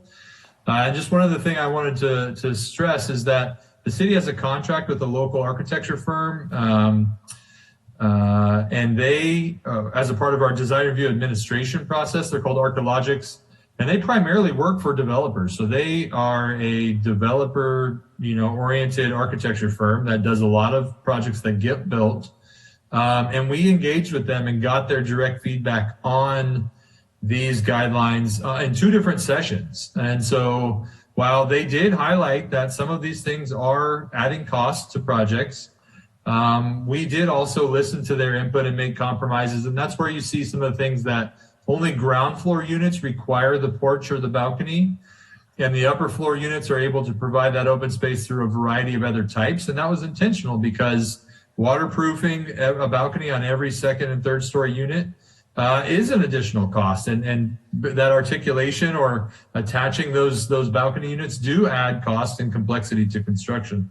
And so while I think it was kind of more of a reactionary comment letter, I will say we tried to be thoughtful in what we came up with and how we kind of parsed these guidelines and requirements to thread a difficult needle to meet the expectations and get quality design, but also be thoughtful where we could to try to allow them to save some costs. Thank you for that. I had one follow-up question about some of those comments that seemed a little maybe less reactionary. There was just one comment about an exception for tinted windows for Title 24, which I have learned is related to energy efficiency of the units. So I wondered if that was something we might consider, the ability to tint the windows to reduce the heating and cooling costs or cooling costs, I guess. Did you have any thoughts about that? I think the issue that comes up is if it's reflective windows is more the issue on the appearance of if you're trying to get a certain residential feel, you don't want a window that looks commercial or industrial if it's reflective. So we can look at that some more. I think the idea is to get something that looks residential and not industrial or commercial. That makes sense. Thank you very much. Thank you. Councilmember Ford. Yeah, thank you. I was not terribly concerned about the comments from the developer. Lots of unsupported, not possible or practical comments, so it didn't worry me too much. I wanted to talk about the indoor space issue counting towards open space. I could go either way on that. I know some condo developments in town that have a common building that is opened once a year for the HOA members meeting, and otherwise it just sits there and collects dust. And so I'm concerned about open, indoor space that just sits there and doesn't get used. So I'd want the requirements for what indoor space counts to be pretty clear. Everybody has access. So an exercise room seems to me like an excellent example of something that I would support counting towards and I wouldn't call it open space. I'd call it common space or something like that. So I would support that, but I'm okay if the rest of the council would prefer to shift all that space outdoors. I was the first one to raise the question of the VRNRF, however you say it. But I want to also note that almost every space that SB 35 might apply to in our town is within half a mile of public transit, and thus we probably have no parking required for almost any SB 35 project that might come through, if I understood the SB 35 conditions correctly. So that means that given that we have had issues with not enough parking in some developments, if we have no right to require any parking, then I might be swayed that a VRNRF is a way to get some on-site parking where we can't require any if we allow it to count towards open space requirements. One way to do that might be to say a VRNRF counts at 1/2 credit or something like that, so that instead of 150 or whatever our current number is of square feet per unit, that if you're going to meet that with a VRNRF, then it's got to be 300 square feet, or it basically counts at 1/2 credit towards the open space requirement. That sort of reflects the shared nature between cars and people. Thank you. Thank you. Vice Mayor Lehman. Yeah, I had a great idea that Councilmember Sparks gave me, and Ben, you just kind of touched on it too in a slightly different fashion. Laura, when you were talking about the indoor space and the conundrum we're all kind of dealing with, recognizing there's some value to it, but having some discomfort that it's not truly open space, and this could be used perhaps in some ways that aren't the best outcome. I was going to suggest to staff as they look at this, perhaps they could come back with proposals that if indoor space is to be used as part of our public and private open space, that it perhaps is at a slightly reduced amount, a reduced percentage. Now, what that could be, is it 50%, 75%, 85%, up, down, I don't know. But I think that might be good. That way, if there's something of value that's easy for them architecturally to put in, maybe it works well for the residents, and it still doesn't make as big of a hit on our outdoor space, which I do think we're all pretty much in agreement. We really want to protect and maximize that. I too enjoy the developer comments. I want to thank staff for including those. I actually had to get a second or a third cup of coffee and a little bit of chocolate to enjoy them. To me, honestly, it was just clear. These help make it very clear why we need the clearest guidelines possible to open the doors that need to be open, to close ones that shouldn't be open, because otherwise developers will do anything. And this is not to pick them, it's just a matter of the nature of it. Their interests are based generally on a bottom line, whereas ours are based more on a requirement to represent our community and our community values. So unless something is inexpensive as possible, many or most developers probably aren't really, if you ask them, do you agree and think these are good guidelines? They're going to say, well, given a choice, no, I'd like to do it the cheap way. And they kind of, that's generally what we see, at least what I've seen for over a decade. And that's okay. It's just the way this goes. But that's why we're here. And that's why we're doing this work tonight, to try and balance that out in hopefully a positive way. And lastly, the question of window tinting. That's a good one. Again, I think somebody's looking at cost, perhaps, but it occurs to me, I agree 100% with wanting a neighborhood look and not wanting to look like downtown Los Angeles. But more than that, you can get better environmental results from a good, decent double pane glass. Of course, that's going to cost a little more. But if they want to raise concerns about environmental issues, that's the direction I'd like to go then, is requiring a certain a certain amount of heat protection from the glass itself, or rather than tinting. So just a thought. So I think that's all of it. I look forward to seeing what comes back, and I've enjoyed the discussion tonight. We'll see what comes out of this, but I think we've made our best effort, at least, to try and protect the interests of the people of Cotati and still meet the needs that are upon us now. Thank you. Councilor Bahari. Yes, thank you. I'd just like to chime in. It was almost as if Vice Mayor Landman was reading from my notes I put down here. As far as the comment letter, I read it. It was very interesting.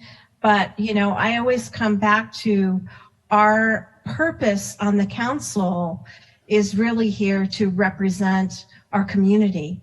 And we're trying to do that in the best way that we can. And we are not here to make sure that the developers maximize their profit. As was pointed out, they're in the business to do business, and they are going to get as much profit as they possibly can squeak out of it. So I want to make sure that we represent our community. The other thing about the letter, while it was nice to receive it, in previous times when we have gotten input from developers, they were a lot more specific. In other words, if you ask us to do X, it is going to add this much to the project. If you ask us to do Y, it's going to add, then we could, you know, have a conversation. And in fact, Vice Mayor Landman will remember this when we worked through the Kessing Ranch project. There were a lot of things that the developer asked to be taken off their plate. And we actually went through them one by one, looked at the cost versus the benefit and the benefit to the community or lack thereof. But this letter didn't get into any of that. And as you pointed out, it seemed like everything was a no. So I just wanted to let you know, that's kind of how I feel about things like that. If you want us to really look at it more deeply, you need to be more specific about what it is that the problem is, not just I don't like that. I like the concept of the Vernuff, but my concern there is that while the picture had parking in it, which is I think where Councilmember Ford was headed towards it, I don't know that it requires parking. So I get what he's saying, that it would be nice if we're in an area that wouldn't require any parking, and that might get us some parking, but I don't know that the design of those requires any parking spaces. And so if we were going to do that, I'm not saying I object to that, but I would want it defined that that would have to have some of those parking spaces like in the pictures that we had. And then lastly, on the open space, I kind of like the concept of giving partial credit on that, but I'm with most of the council members. I don't want, the lobby to be considered. That I think that an exercise room does add value and benefit, and fits in that recreation definition. So I'd like to see more on that, but thank you. It was a great discussion. Thank you. Councilmember Sparks. Yeah, thank you. I just wanted to say I appreciated my colleagues' discussion on the letter that we received, and I tend to agree with you, and I think it was just good and important to talk about a little bit. I'm wondering if it's possible for us to maybe reach out personally to Burbank or to some other, I know that they were already asked for comment, but I would feel more comfortable if we could get, triangulate and have at least comments from one other firm, because there might be something that we're missing. There might be something that is a legitimate issue, but since we didn't get enough comment on this, we don't know that. Does anyone on staff, can anyone address that? Like, is there a way we could reach out to somebody and really ask them to give us some feedback? So, Council Member Sparks, two companies did respond, verbally said they were going to get me comments. Burbank was one of them. It responded immediately to my sending the letter out that they were going to comment. They did not, so I can follow up with them because they said they were going to, but they didn't. So I can easily check with them to see if they want to comment on it, because I could ask them. That would be fantastic. Yeah, thank you. And Councilmember Ford. So I would, to try to implement some of the suggestions that other council members have made more specifically, I like Vice Mayor Landon's suggestion that we limit the percentage of the required open space that can be met through indoor space. And I would propose that be no more than 25% of the required open space can be met through indoor spaces that are carefully designed to be recreational in nature, so whatever. I think the current language is okay to describe which spaces count, but and I would also suggest to address Councilmember Harvey's well taken point that a VNRF doesn't necessarily require parking. That we could insert a clause that says something like, if the project provides at least one parking space per unit, then the car transit space, when designed to VNRF standards, can be counted at half credit towards the open space requirements, as kind of a prod to provide that one space per unit that we can't require. Mayor Lemon? I'm enjoying this as a conversation that won't quit, but it's a good one. That is a good question. First of all, what Councilmember Ford was proposing exactly what I envisioned in my suggestion that we require VNRFs, take them away from the calculation for open and private space, but require them on these developments, as well as perhaps all of our developments, because I pictured it as a place that would have probably that one or whatever's required parking. Again, if anybody's familiar, the development next to 21st Century Health, you can see that's where people, although the front doors match the streets, where people park is inside the protected area where the path is and the open green place. That's where there's the streets that serve that. So these inward facing streets that serve, I pictured as you add to the open space by making it a VNRF and the green space that's already there. That's a win. You have your street space and your parking. So I think we're kind of seeing the same thing there. But I do want to ask if staff could confirm. I thought this was the requirement for public transit was for more major transit that had certain headways or times. And I know we don't exactly have great headways or frequent arrivals of bus transportation in Cotati. So I'm not sure we meet that standard or not. I hope we don't, because I think it would be difficult to manage carless depending on transit as it currently exists in Sonoma County, but I would like to hear about that. But I do agree with the idea of using that parking space as part of the VNRF, and that's what I pictured. And lastly, I'll leave you with the thought, I really like the way staff put up the examples for the polls of here's the things we like in design, here's the things we don't want in design. And we've talked about wanting to have perhaps a little more clarity on the definition of VNRFs. I would just ask for some pictures like that. We have the one picture in our packet that I really like. Some more pictures of, yes, this is what we're looking for, the functions we see of VNRFs and what they should look like. And then here's what they shouldn't look like. And that will give us more clarity for the developer and define this well. So just my thoughts. But I would like to hear about the public transit part from staff, because I think that's important for us to know. Thank you. On the public transit, I'll need to do some more research on that, because I believe you are correct. There's some information, I believe, about headways on what counts as public transit. My understanding on much of Cotati is within public transit based upon the bus service. So if you want us to probably map out kind of what applies and what doesn't within Cotati, we can do that.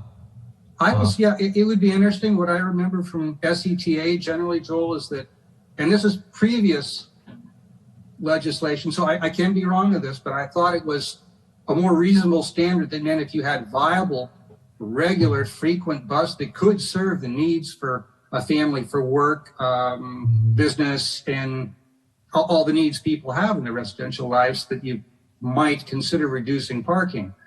But that places that don't have that, which is a large portion of this county with a few exceptions, you might not. So that would be good for us to see when we come back. I'm hoping, I don't think we meet that standard throughout, because if we do, that's going to be a large section of everybody in this county. And it's going to be incredibly hard to have all these developments come in with increased density and then no parking.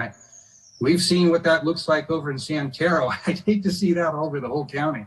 Well, I think realistically, the standard may be no parking, but just for the market, and realistically, developers are going to provide parking generally. Good. To make the units livable, let somebody want to live there, because if there's not frequent service on the buses, people will have cars, and developers, I would say most of them are going to want to provide parking, even if they're not required to.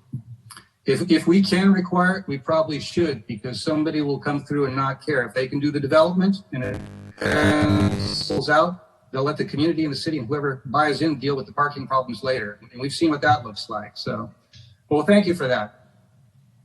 Councilmember Ford. I'm just curious whether there is general support among the council for doing something like half credit for Werner towards open space requirements, just to give staff some guidance in what's coming back. Got a couple of heads nodding yes. Yeah. Well, So, I'm going to say no to that only because I like the idea, but I had earlier proposed we don't give them any credit for Vertiv, so we just have them put them in. And that's what we can have this discussion when it comes back and see which way we go, what staff proposes. But I'd like to at least have the ability to look at that, because that might even be better, I think. And I think it might not be necessarily something that is problematic in terms of a project penciling out. This might be the great way of satisfying concerns about having enough public and private place for people and getting a little extra through just requiring the simple change of the streets they have to put in. They're going to put these back-facing streets in.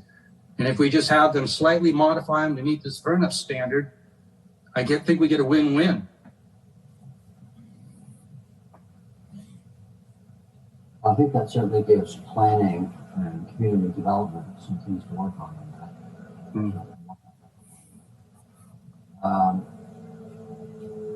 I think there's a lot of things that we've given input on for you, Mr. Galbraith and Mr. House. For the record, the comments from the developer, that developer has a history with Cotati. And I'll let you Google that and you can go from there. We'll just leave it at that. So that I think may have colored their comments. So with that, if we don't, I think you have a lot or enough to go with, Joel and Noah? Yes. Because you don't really ever anticipate something passing on the first night, do you? But there is a concern that you don't want to be too onerous, that nobody's going to come in and develop it. But over the years, we've seen that developers have a tendency to exaggerate and embellish the hardships involved in developing a project. And the next thing you know, we've got some fantastic projects that have come into town. So I think it's incumbent upon us to strike a balance and say, look, it'll pencil in, really. And then when we go full solar, that'll be another issue. So with that, I think you guys have enough direction, and we will go from there. Thank you both very much for your information and patience on there. Yeah, thank you. Just quickly, are we asking that this be continued to a date certain or uncertain? Unless you've got somebody that's coming in on an SB 5 right away, SB 35 right away, I don't think we need a date certain unless the other council members think that we do. Yeah. Okay. No, uncertain is fine. Okay. Thank you all so much on that. Now we will move on to our telecom and small cell guidelines.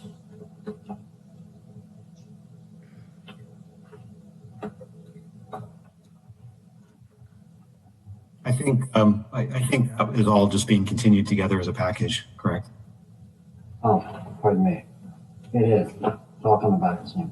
So now we'll go back over to the regular agenda item being the micro enterprise home kitchen. And I'm guessing this is where Mrs. Fields started out? That's the rumor. Mrs. Butterworth also, I think we had this a lot, yeah.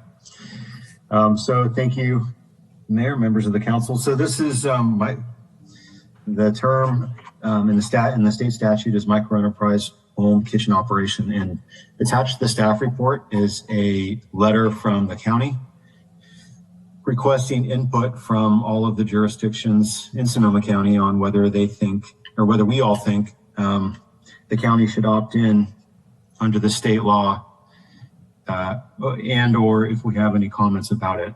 And I don't have a date that the county board of supervisors will be hearing this, but they have asked for all comments back by August 16th. So that's why we're talking about it tonight. And so the microenterprise home kitchen operation was created as part of Assembly Bill 626 and 377. This is in 2018, 2019, and it does differ a little bit from the earlier cottage food operation statutes, which became state law in 2012. And those were more, the cottage food was more geared towards non-perishable type operations and sale to like, not direct to consumer sales, but sales to wholesalers and that sort of thing. So the microenterprise home kitchen expanded that scope essentially by creating what would be small scale restaurants in that can exist in residentially zoned areas. And if the county, as I was starting to mention before, if the county does decide to opt in, everybody opts in. So just how the state statute operates. If they opt in, all the cities in Sonoma County will also be part of this. And so far, there's been a handful of counties around the state that have opted in, including Riverside, Solano, Santa Barbara, Alameda, and the city of Berkeley, which is not a county, obviously, but they've also opted in to active programs. And San Mateo is opted in, I guess, in a pilot program, but they're having staffing issues with their health department to implement. So one of the key features of the, before I get into kind of what's allowed and what's not allowed with these micro enterprise home kitchen operations, the state created this because they were looking to give people another avenue to, if they have an idea about food, starting up a food product, but don't have a lot of capital, maybe underserved or disadvantaged communities. They have an easy way to test out their ideas without expending a lot of capital or hiring staff and buying a brick and mortar business. And it also made the county health office the single point of contact for these in a way to sort of streamline the process, presumably for these entrepreneurs putting their toe in the water that aren't very familiar with kind of the permitting process and having to go to multiple different entities to get permitted. And so it is discussed briefly in the staff report, but if this were to pass in the county, or the county were to opt into it, and the county health office was the single permitting entity, then we would, on the back end, have to be working with the county to make sure that they have all of our requirements, such as is cited in the staff report, business license requirements for home occupations, and also, like, we also just recently talked about the polystyrene and takeout food container ordinance, so that kind of thing would apply to them. What wouldn't apply under the state statute is any sort of zoning prohibition on having a restaurant in a residential area. And by talking with our county health officer, as well as looking around at some of these other counties that have opted in, for example, Alameda County, who has opted into the program, in the entire county, they had somewhere in the range of 20 home enterprise operations across the entire county. So, and that seemed to be pretty consistent among the different counties based on what our health officer said. So it doesn't seem like the uptake has been so dramatic that it would be a significant issue where we'd have every residence pop up as a business. I guess theoretically that's possible, but hasn't been what's happened in some of the other communities that have done this so far. So with regard to the what we're calling the MICOs, the micro enterprise home kitchen operations, There's some things they can do and can't do. So they can't cater. They can't be a catering business. They're not allowed to serve certain types of foods. So they can't do oysters, milk, butter, cheese, or ice cream, presumably because some of the perishable nature of those kind of things. But if they do permit into a MECO operation, then they are under county health oversight, which is a benefit, I guess, of ensuring that there's some food safety oversight in these operations.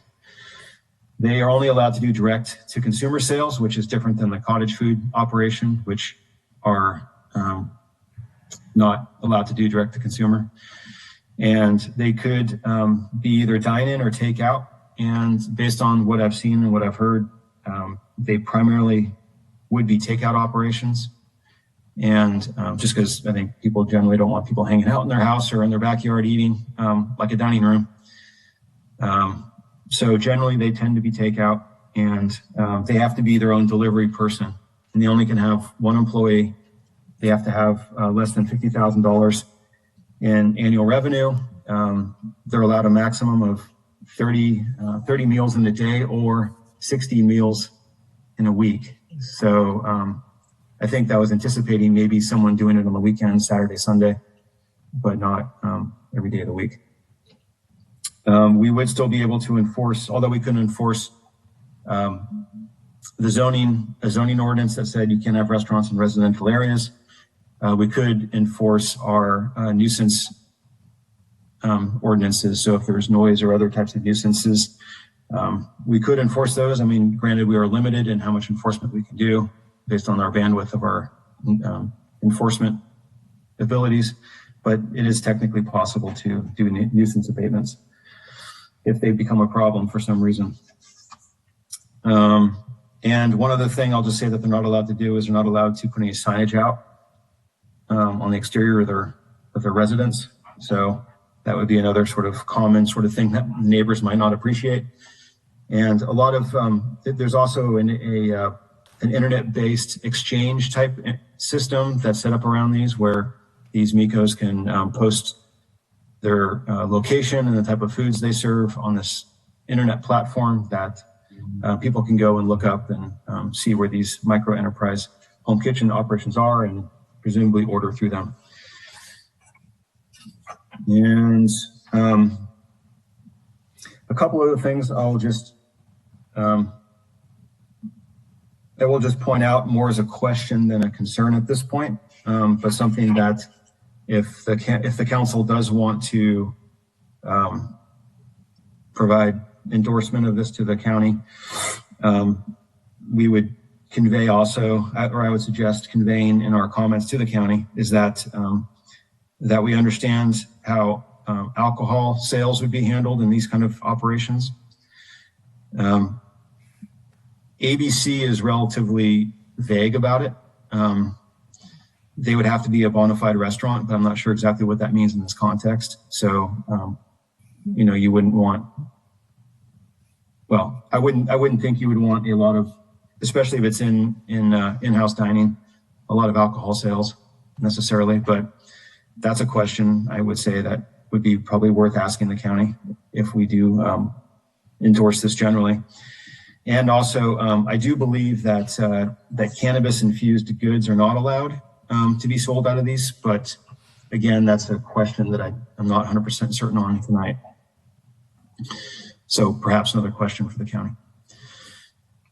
And that is pretty much it, but I'd be happy to answer any questions. Thank you, Mr. Abed. Let's see if the council has any questions at this point. Vice Mayor Lehman. Thank you, Mr. Mayor. Yeah, a couple of questions for you. Let's see. So you mentioned that if the county does grandfather us into this, we would have no control and couldn't stop the use of having a restaurant in a residential neighborhood. But you mentioned that we could allow enforcement of noise and nuisance ordinances, but I'm not really clear how we would enforce noise from, let's say, cooking operations or traffic or let's spitball, cooking orders, whatever could arise from this, however unlikely, would we really have any practical control over that? Would they ultimately still be able to do what they're doing because they have the right to be a restaurant? That's one question. And then secondly, are there any limits to how many homes on a block or in a neighborhood or in a geographical area can do this? Now, right now we're talking 30 meals a day potentially, which could be 30 vehicle trips at dinner time, let's say, or 60 a week. It could spread out a lot of different ways. That may be problematic for some neighbors, but if we were to buck the trend and have a few people decide to do this, if this started to grow, then we would have to allow it once we've agreed to it as a county. What would that impact be? Could this not kind of grow to be much more problematic in terms of impacts on the communities? So those are the two general questions I had. So with your second question first, I'm not aware of, at least in the statute anyway, to limit them.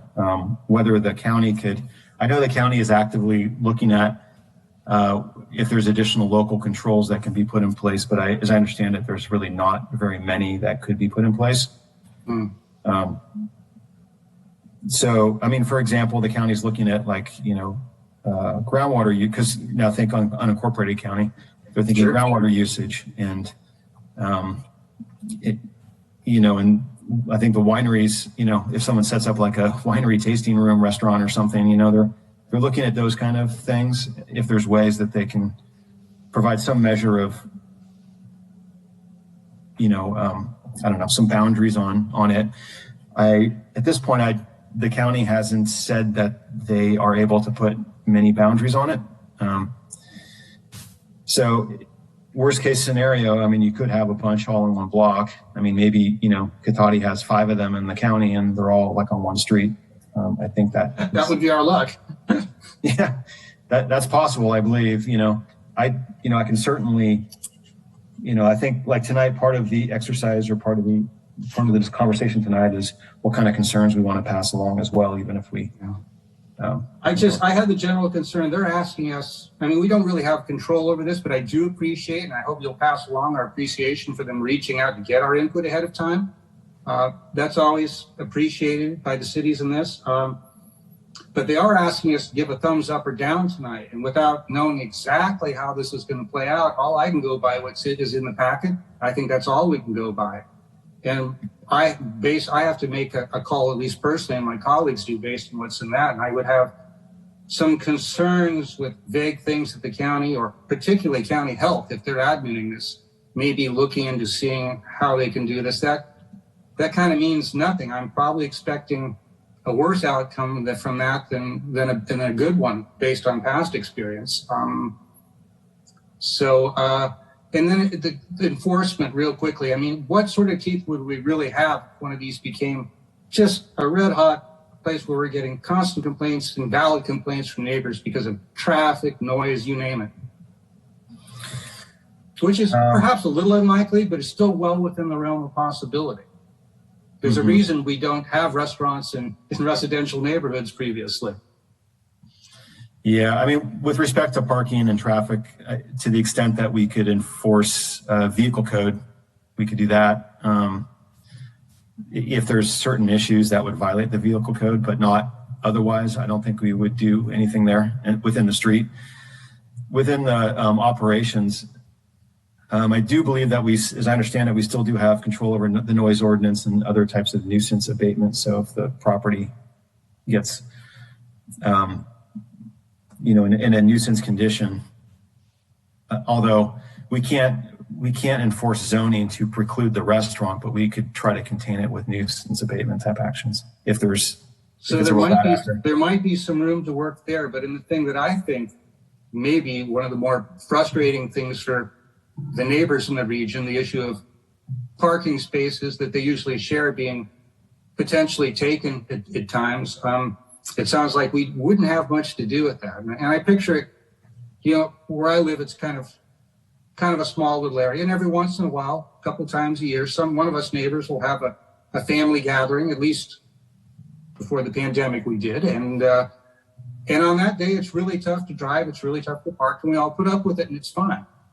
But if that was to happen on a more regular basis because somebody was profiting from it, I do think that could be frustrating to the public, and it concerns me. It sounds like we might not have any way to really control that if we go along with this. So thank you for the input. That sheds a little light on that, makes it clearer to me. Appreciate it. Thank you, Vice Mayor Landman. I'm not sure if you were aware, but we were not able to see your frustration because I don't think your camera's on. But it was clear in your voice. I'm not going to ask, but it might be an advantage not to have the camera on at this point. I don't know. I'll put it back on. Thank you, Mr. Mayor. And thank you, Mr. Ford. I'm glad I came across as I wanted. Thank you. Councilmember Ford.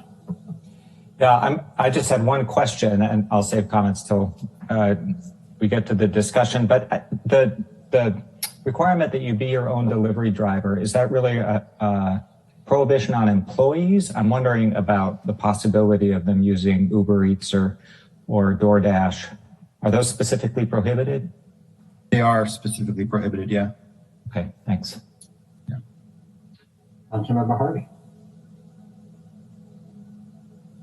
Thank you.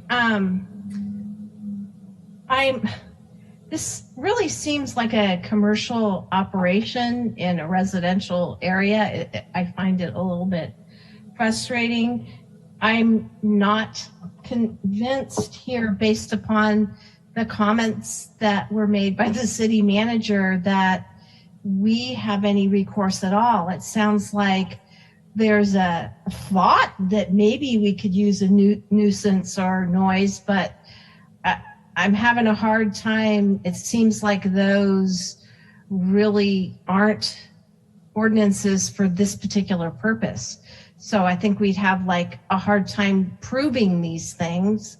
I don't know what kind of vehicle code things people could do. It's not like they're going to park for over 72 hours to pick up their food, so we can't get them on leaving their car.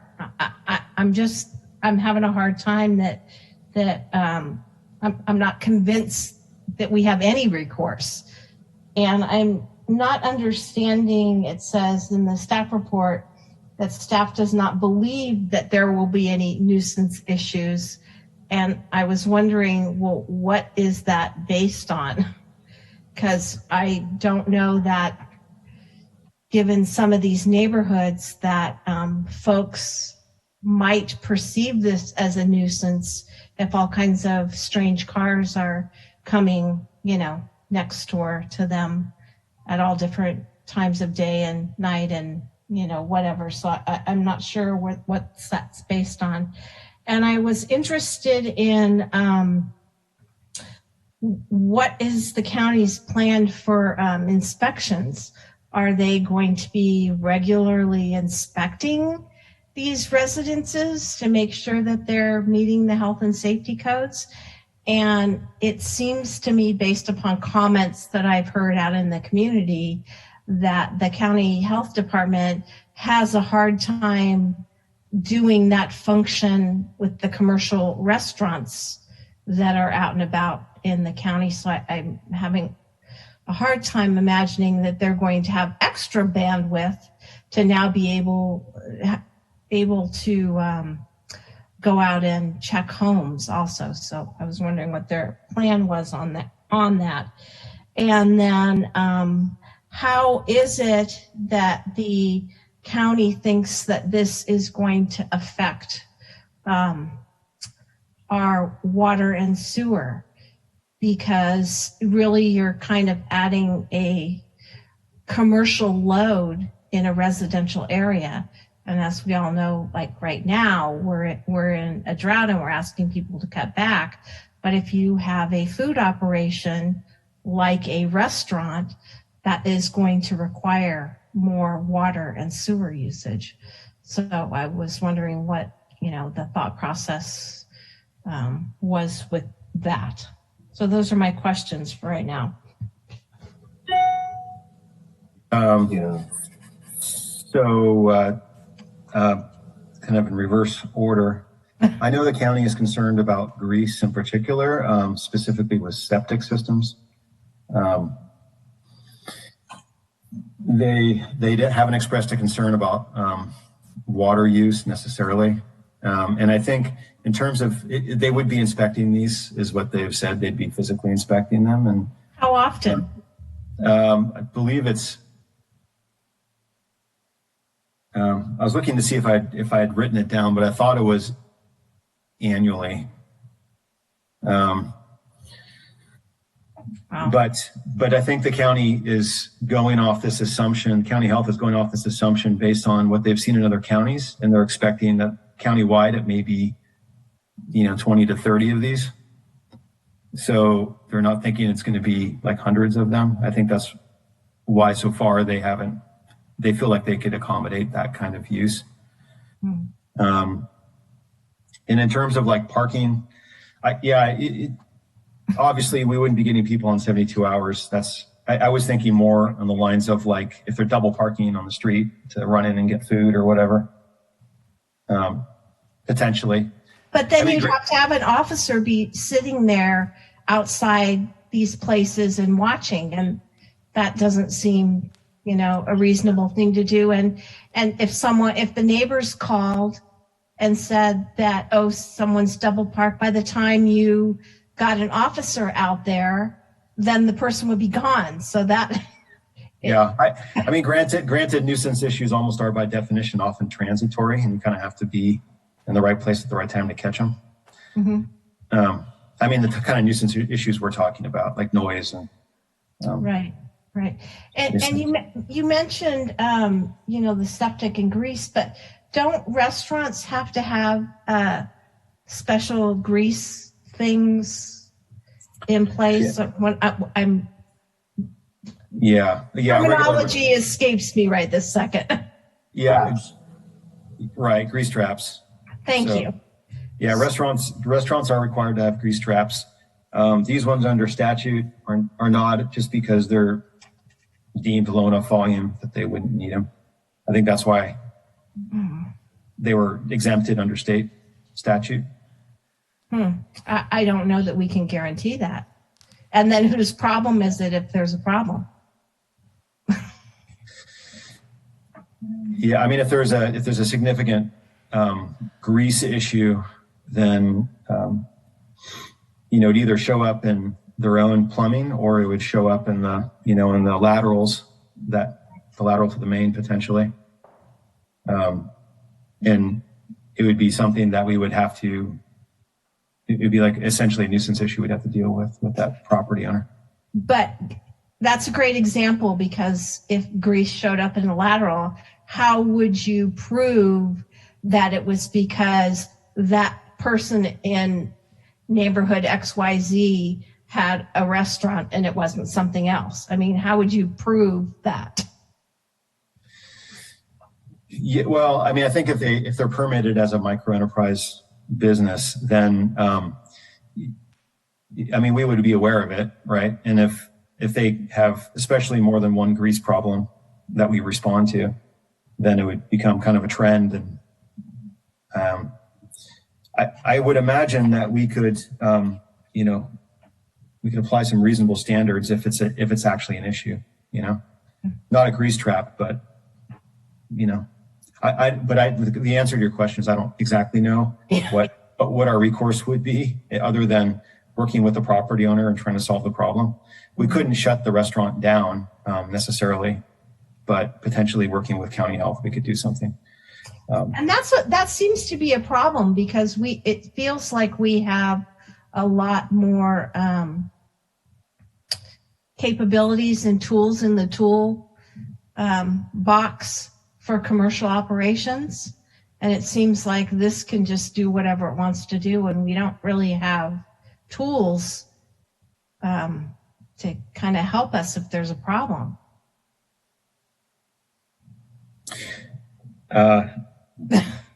Well, yeah, I mean, we don't have use permits or, zoning requirements, things like that we would apply to a commercial operation.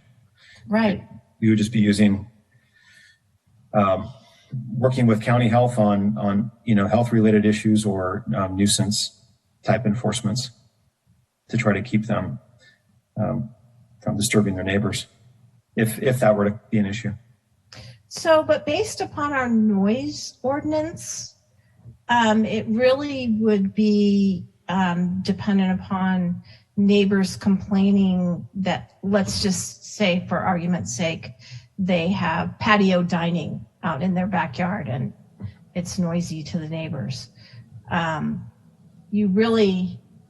There's certain times that you can make noise. And I don't know that the neighbors would really have much recourse other than to close their windows and not use their own yards.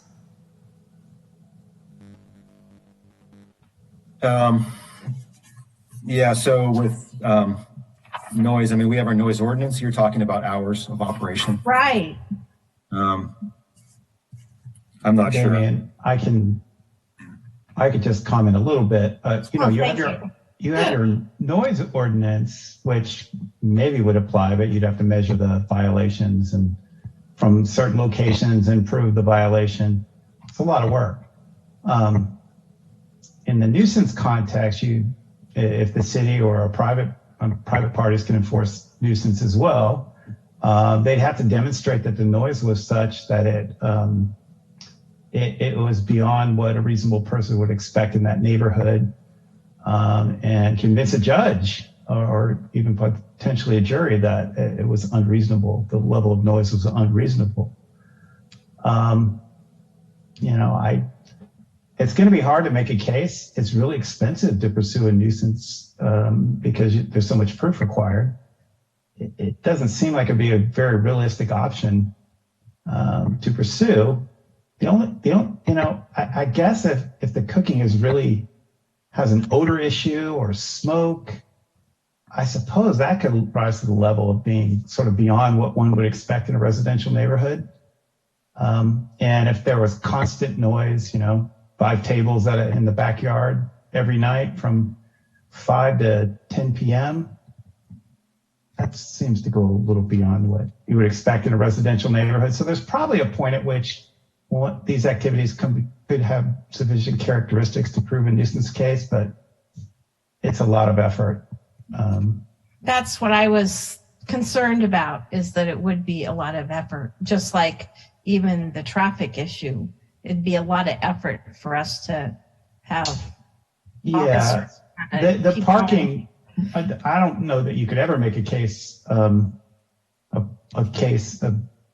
public nuisance case around parking. But if an enforcement officer was sitting out there and watching violations time after time, you might be able to make a case, or you could cite the individual drivers. But if the activity where there was constant double parking was caused by the business, I guess you could make a nuisance claim out of that. But it sounds like a lot of work. Okay. Yeah, I mean, I think from what I have heard and talking to the health officer, the vast majority of this would be takeout. You could, so Councilmember Harvey, the worst case scenario would be they're limited to 60 meals in a week. You had like a Friday night where they had 60 different meals served. That would be a worst case. I think it's unlikely, but that, otherwise it would be 30 over a weekend, maybe, 30 each day on a weekend, something like that. I haven't heard that these have been issues in the other counties. Generally speaking, not to say there's not an individual operator out there that's a problem somewhere in one of these communities, but generally speaking, the feedback I've gotten is that they don't become nuisance issues or any sort of significant nuisance issues. But that's obviously not a guarantee. You always could get an individual operator that's a problem. And it feels like we have no recourse and we can't do anything about it once this gets put in place. It's kind of by right. As the city attorney said, the nuisance abatements can tend to be just challenging cases to bring generally. We're also very limited in how much bandwidth we have So we tend to focus on health and safety issues more than have a lot of bandwidth for like these kind of issues. Right. I would just say, Damien and Mayor and Council, this is your chance to have input here. Offering this letter to the board, and also showing up at the board meeting. If you don't want these operations in the community at this point, then this is where you have probably the most leverage you're ever going to have with these operations, just because of the way the law operates. Thank you. Thank you for that. Councilmember Sparks? Just had a quick question. I do have comments, but I feel like we veered already into a discussion, but I'll save them for after public comment. The question I had was if the county implements this and then it goes really badly and there are a lot of problems with it, can the county decide to pull out of it later? What would that look like? So I believe, although maybe the city attorney may have a different opinion on this, but my understanding is that if the county were to opt in, I think they could opt out at a later point. But I'm not certain. I didn't see that in the legislation, but I'll look it up now. Okay. But I'm not 100% certain of that, but it seemed like it was all in, all out kind of operation of the statute. Councilmember Ford? I'm sorry, Councilmember Sparks, was that it? That was it. Yes, Okay. thank you. I didn't want to jump the gun on that. Councilmember Ford? Just one additional quick question on the whole issue that Councilmember Harvey was talking about. Isn't the business license also some leverage? Can we not revoke a business license for some issues? I don't know. Angela, are there any circumstances where a business license would be revoked So a business license is in effect a tax. And so as long as they are paying that tax and they're providing relevant and accurate information that they're attesting to, because it would be based on a home type business where they report out the gross receipts. And that's just a personal attestation of what they say they are receiving, and that's taxable gross receipts for the business.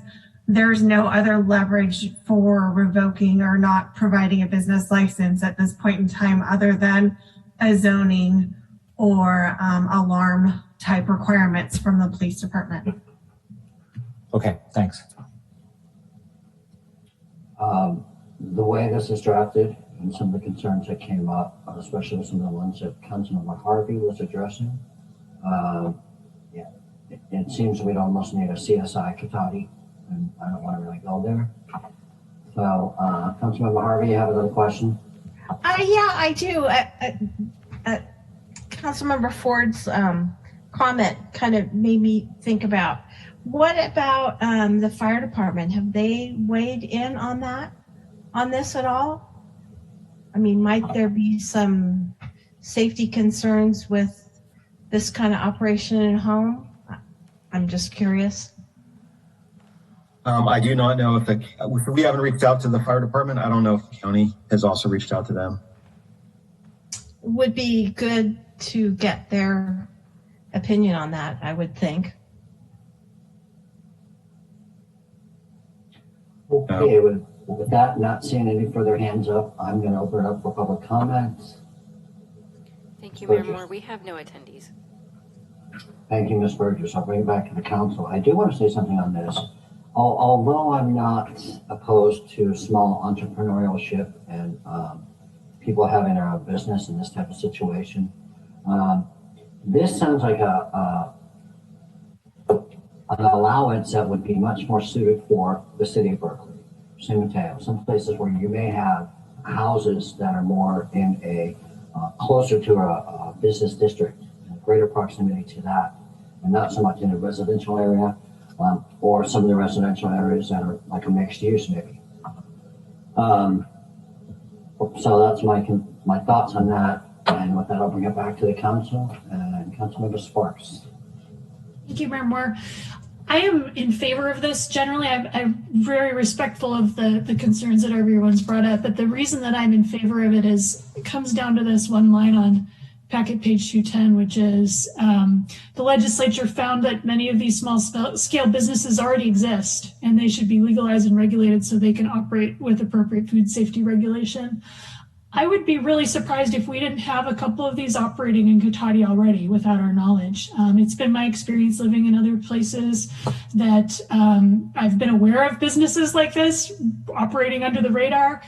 They typically were 100% delivery and pickup. I've never been aware of a business like this that had a significant dine-in component, so that part's a little weird to me.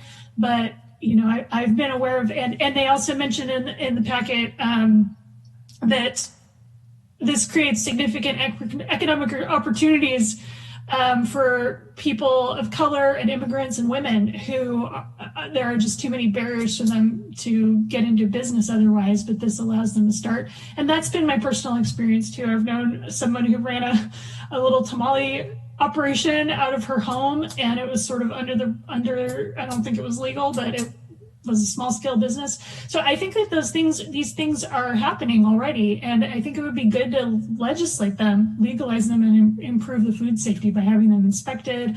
And that would also help people who are doing these things already to engage with government and learn about how to get a license and possibly provide a stepping stone to a larger business in the future. So I'm very in favor of the general idea of this. I'm hoping the county can work out some of the bugs. Thank you. Vice Mayor Linda. Yeah, interesting discussion again tonight. I think Mr. Bacher had a quote that I wrote down because it summed it up well. When talking about where this would be problematic, he said something a judge would be finding beyond what you would expect in a residential area. And I think that's the essential problem here. The idea, the goal is a good one, but it's a small, if perhaps not even non-existent problem in my perception. And we're trying to create something that could be problematic to solve this. It just doesn't make any sense to me, honestly. It would result potentially for the people in our community in some reduction in the quality of their life. Now, of course, it's incredibly small. I recognize that, but still another small reduction, the things they see day in and day out. And I guess my bottom line is, why would we add more nuisance, no matter how small it is, to public life? There's clear reasons that we have zoning. And indeed, that's why people support and have local government to protect zoning, so people don't start opening up a blacksmith place in their garage or a cannery in their backyard. And that's not such a big stretch, because nobody would expect somebody having dining restaurants at their next door neighbor's house multiple nights a week. I hate to be a negative voice in this, but I personally am going to move that we send a letter not endorsing this because of the numerous legitimate concerns we have and the lack of clarity of what control, if any, there will be over this. Seeing this as our one time to weigh in with the knowledge we've been given, I don't really see another choice. Councilmember Ford. Thanks. That's a motion on the table, by the way. I see if there's a second. Yeah, I haven't heard one, so I'll proceed. I would second that motion. Thank you. I didn't realize it was a motion, sorry. My apologies. So we have a motion and a second on the floor. I will continue the discussion and we can take the vote on the motion. Councilmember Ford. Thanks. I agree with Councilmember Sparks about the overriding benefit of this possibility far outweighs the, to me, rather fanciful worst case scenarios that many people foresee. I do think dine-in is problematic, and that's most of the concerns that have been raised, and that's another question I would include in the letter, or a suggestion. If we did send a letter, I would prefer we send a letter saying we support and would support, especially if the county could limit the authority to take out. So I don't know if that's possible with the state legislation. I just think to say there's no benefit and that the only possibility is the potential reduction in quality of life from a few car trips is just not recognizing the fact that many people are trying to find a way to start a new business, find their way into into the workforce or into being a small business person. And currently that route is extremely difficult and extremely expensive. And to boot, that I was going to talk more about what Councilmember Sparks did about this is really trying to bring existing under the radar operations into compliance and put them under the authority of county health. And I think to turn this down just tells everybody, keep it under the radar, keep cooking and, including products that would be prohibited under this scheme. Just keep doing them without telling county health, without getting a business license, without paying tax to the city, et cetera. So I think the potential benefits outweigh the potential drawbacks that people have raised. Thank you. Councilmember Sparks? Thank you. One thing I forgot to mention was thinking back to my earlier question, if we could add the noise ordinance to a future agenda. Perhaps that's a way we could address some of these concerns. Is we could, if we do go forward to take a look at our noise ordinance, and I don't know if y'all heard there was a leaf blower right outside my yard while I was trying to talk last night. So there's another concern. But anyway, maybe we could write in something in the noise ordinance to specifically deal with home MECO businesses, something like that. Thank you. Councilmember Harvey? Yes, I'm not sure that we have much leeway in changing the way this legislative Assembly Bill 626 was written. So I think the things around dining in, which seem awkward to me, I support the concept of getting people, off the ground and started, but I think I would prefer to see a better effort in maybe community kitchens or co-op kitchens or, incubator kitchens, things like that, where people can, get off the ground and do that kind of thing. And also a lot of folks that make things also attend a lot of the farmers markets. So it's not like that avenue isn't still available for people to be able to make their products and sell them at farmers markets. We certainly see that, every week. The creative things that people make always amaze me. So I don't know that we're really closing down folks, but it just feels like there's too much unknown. I would like to be more definitive in what our capabilities are and how we can support the whole community. And I don't feel like those answers are in here. I'd really like to see if some of these other communities have actually done this, what is their experience? Let's have a bunch of real data on how that worked out. What were the pros and cons and what worked and what didn't work? I just don't feel like we have that information at this point. Thank you very much. Okay, so we have a motion and a second. We have some discussion. My final thoughts on this are the concept. I think is great. I think it would help to help those individuals that are in that position. I don't think Assembly Bill 626 fits for the County of Sonoma, and I think if the county wants to look at something that they should look at their own, that would be inclusive of input from all of the cities and address a lot of these concerns. So with that, I will call for a roll call vote. Ms. Burgess. Councilmember Harvey. No. Councilmember Sparks. Can we please have a clarification of the Yeah. motion that we're voting on? Oh, sorry. I would have thought Susan would have wanted to vote the other way. My Well, understanding maybe I was, voted backwards. my understanding was the motion was to not support this. Oh, okay. Then I'm a yes. Sorry. My mistake. Is that correct, Vice Mayor Lemon?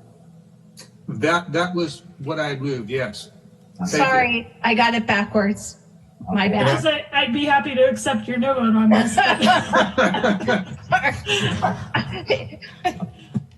And actually, before you finish that motion, just to make sure I'm clear on it, it's a letter to the county basically saying that that based on the information available now, you don't support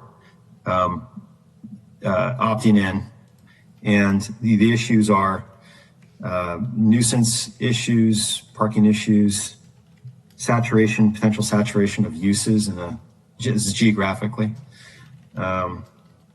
Concerns about grease in the sewer system, hours of operation, which I guess would kind of be a nuisance under the nuisance category. Dine-in service being problematic, so takeout only. And tangentially, just some of the questions that were brought up initially: alcohol and cannabis use in the food products potentially being just unknown at this time, and some of the concerns at this point. Does that encompass everything on this motion, at least? On the existing motion to not recommend endorsement of this, that's my understanding of that. Right, and I would say as the mover that what the city manager captured would be the basis for that motion. So I think that's reflective of the discussion and the concerns I heard.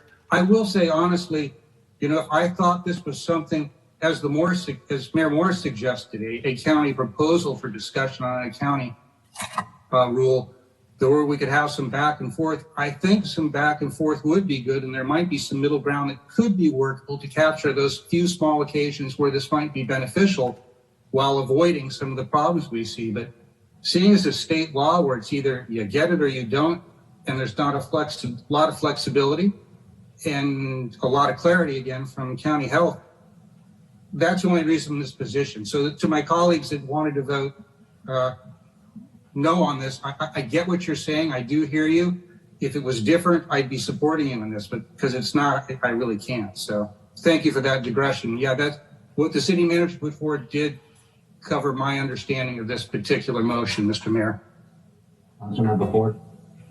Before we continue with the vote, I wanted to ask if the council would be comfortable adding to what the city manager said in the letter, a request that the county consider starting a dialogue with the cities to devise its own program that's specific to the needs of Sonoma County and its cities. That if that is in the letter that we send to the board, then I would be comfortable voting yes for that. I'd be happy to amend my motion to add that with a small caveat that we request as usual, plenty of time to work with the county, that they make sure they involve the cities fully, as we always ask, and they hopefully generally do. But with that, I'd be happy to include it. I'm sorry. Just to clarify, and that's you're talking about like developing like a model kind of ordinance for the county that would maybe parallel some of the elements of this statute, but not adopt the statute. And fit the county better. Right. Okay. Councilmember Harvey. Yes, thank you. The other thing that was mentioned, Damien, are the points that Mr. Bacher brought up about the financial costs should we have to get into litigation on this, and the unknown nature of it. That's an unknown, and it could be costly for us to pursue any of this. Pursuing nuisance abatement can be Correct. Yeah. It's not financially prudent for us to get into a lot of these. Okay, just for clarification, Mr. Bacher, do you have the clarity on that motion? I think I do. Damien listed all the items. Was the motion maker okay with adding the language relative to costs associated with nuisance abatement? Yes, I am. And then I think we would need to have a revote. There was at least one aye vote that should be revoted given the changes in the motion since the vote. Okay. So currently the motion is to not support the county on this particular enterprise, micro enterprise in this exact form, and these are the reasons why. And this would be a letter from the mayor. Right. In addition, the motion was amended to include an invitation to the county to develop its own program with Cotati support as well. Yes. Okay with the second on that, Ms. Harvey? Yes. Terrific. So we have a motion and a second, and we have a roll call. Councilmember Harvey. Yes. Councilmember Sparks. No. Councilmember Ford. Yes. Vice Mayor Landman. Yes. Mayor Moore. Yes. Thank you very much. It seemed like we took a simple issue and made it complicated, but that's us. But that's okay. It makes it.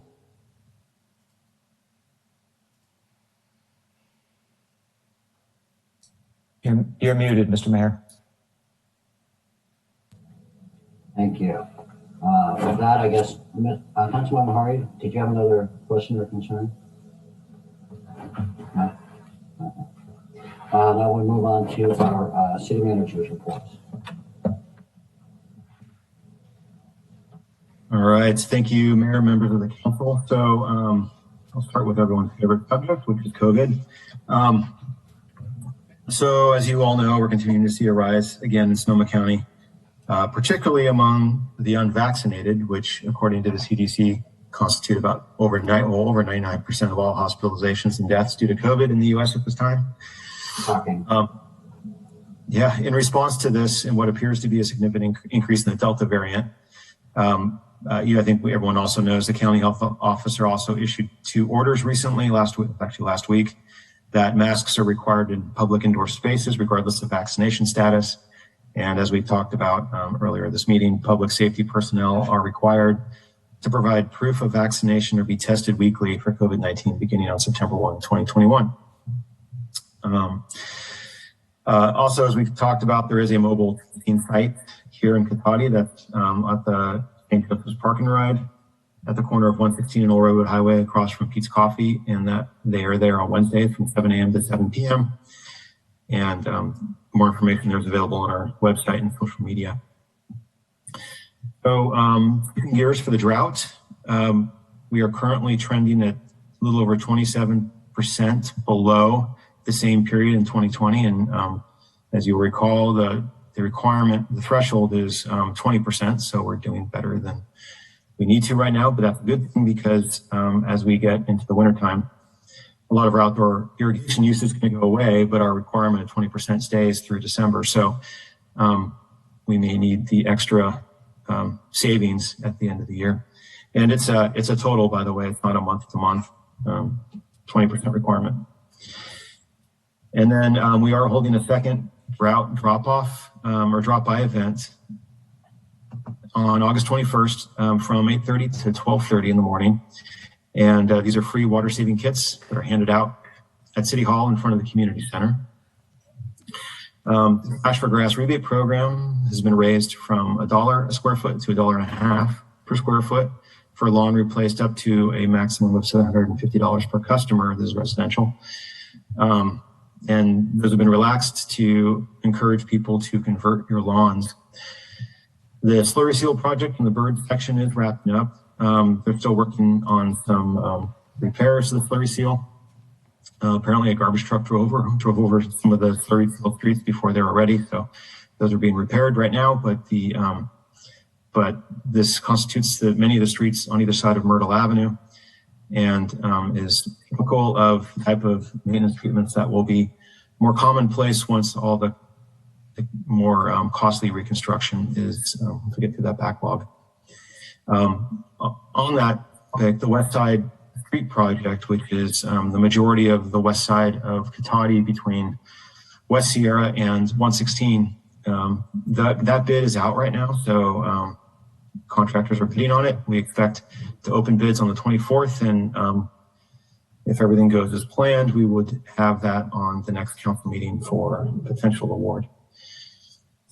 The community center roof replacement project. So it was going along great. There was a supply issue. The roof panels were shipped in damaged, so they were all sent back, and they take weeks to refabricate. So we may be waiting a bit, but the good news is that the roof is watertight at the moment, at least provided we don't get a giant deluge in water, it should be okay.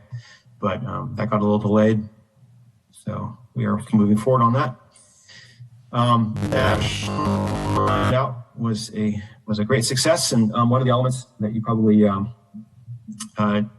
saw out there was that we brought in Mi Pueblo this year to do the food service, to minimize the food handling for COVID reasons. In prior years, we've grilled barbecued hamburgers primarily, and the customers would put on the toppings, but that didn't seem like the greatest idea this year. So we did kind of food prep, and then the finished food product was handed to the customer. So making it more COVID safe.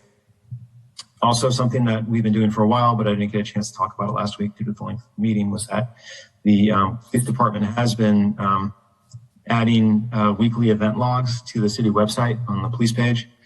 And these are all the calls to service that the police respond to. Not just, and you may or may not know this, but the Community Voice only publishes a subset of them, but the one on our website includes all of the calls for service. For recreation, this weekend we are having the 28th annual Kids Day parade and festival in downtown Cotati at La Plaza Park. And the theme is A Very Merry Unbirthday, where we're celebrating all of the missed birthday party celebrations from 2020 and 2021. And starting at 9 a.m., parade entrants can line up at City Hall and East School Street like usual. We're still taking parade participants if you'd like to join in the fun. And the parade starts at 10 a.m., where it makes its way down to La Plaza Park. And the festival is from 11 a.m. to 4 p.m. And it'll include talent shows on the stage and a lot of other games, including the diaper derby race, which we have done every year. And there's all sorts of other activities that if you are interested in going, I'd highly encourage it. It should be great. And also just a quick thank you to a premier sponsor for the event, Oliver's Market, which will have over 500 cupcakes to give away to celebrate everyone's unbirthday this year. Farmers Market continues through the summer at La Plaza Park every Wednesday through the end of September from 4:30 to 7:30 p.m. And if you haven't been there, of course, come on by. There's lots of great things there to both food and other things to sample and buy.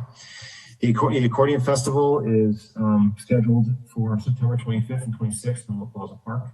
And for more information or tickets, you can go to cotatifest.com. And like always, you can always contact Ashley Wilson at 665-4222 or wilson@cotaticity.org or our city website or Facebook page for more information on any recreation events. And with that, I'd be happy to answer any questions.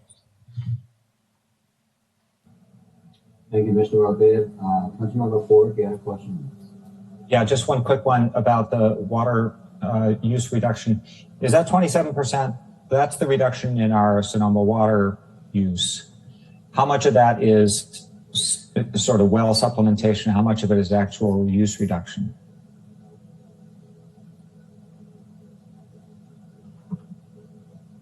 I'm sorry. The use reduction is about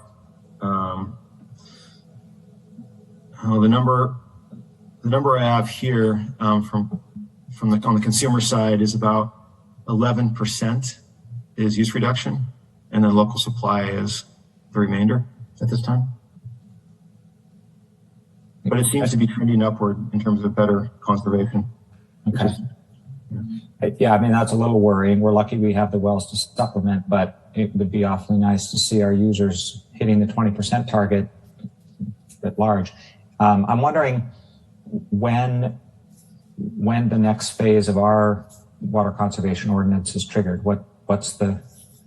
How does that get triggered? Well, right now, so we're just following the state order and the water agency supply situation. If I think practically speaking, what would trigger it is if the reservoirs end up dropping quicker than anticipated, or there's other, the storage curves, or the in-stream flow starts becoming harder to maintain for some reason, then I can imagine additional restrictions. But at this point, that hasn't occurred, so I would imagine that would be the trigger.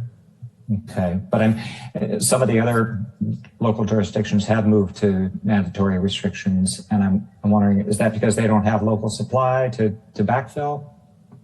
Yeah, so there's a variety of reasons. So like in Sonoma County, for example, Santa Rosa doesn't really have local supply to speak of, and so they've gone mandatory. And then some of the communities north of Dry Creek, which don't have access to water agency water, have more draconian. And same with Marin County. That's their situation as well.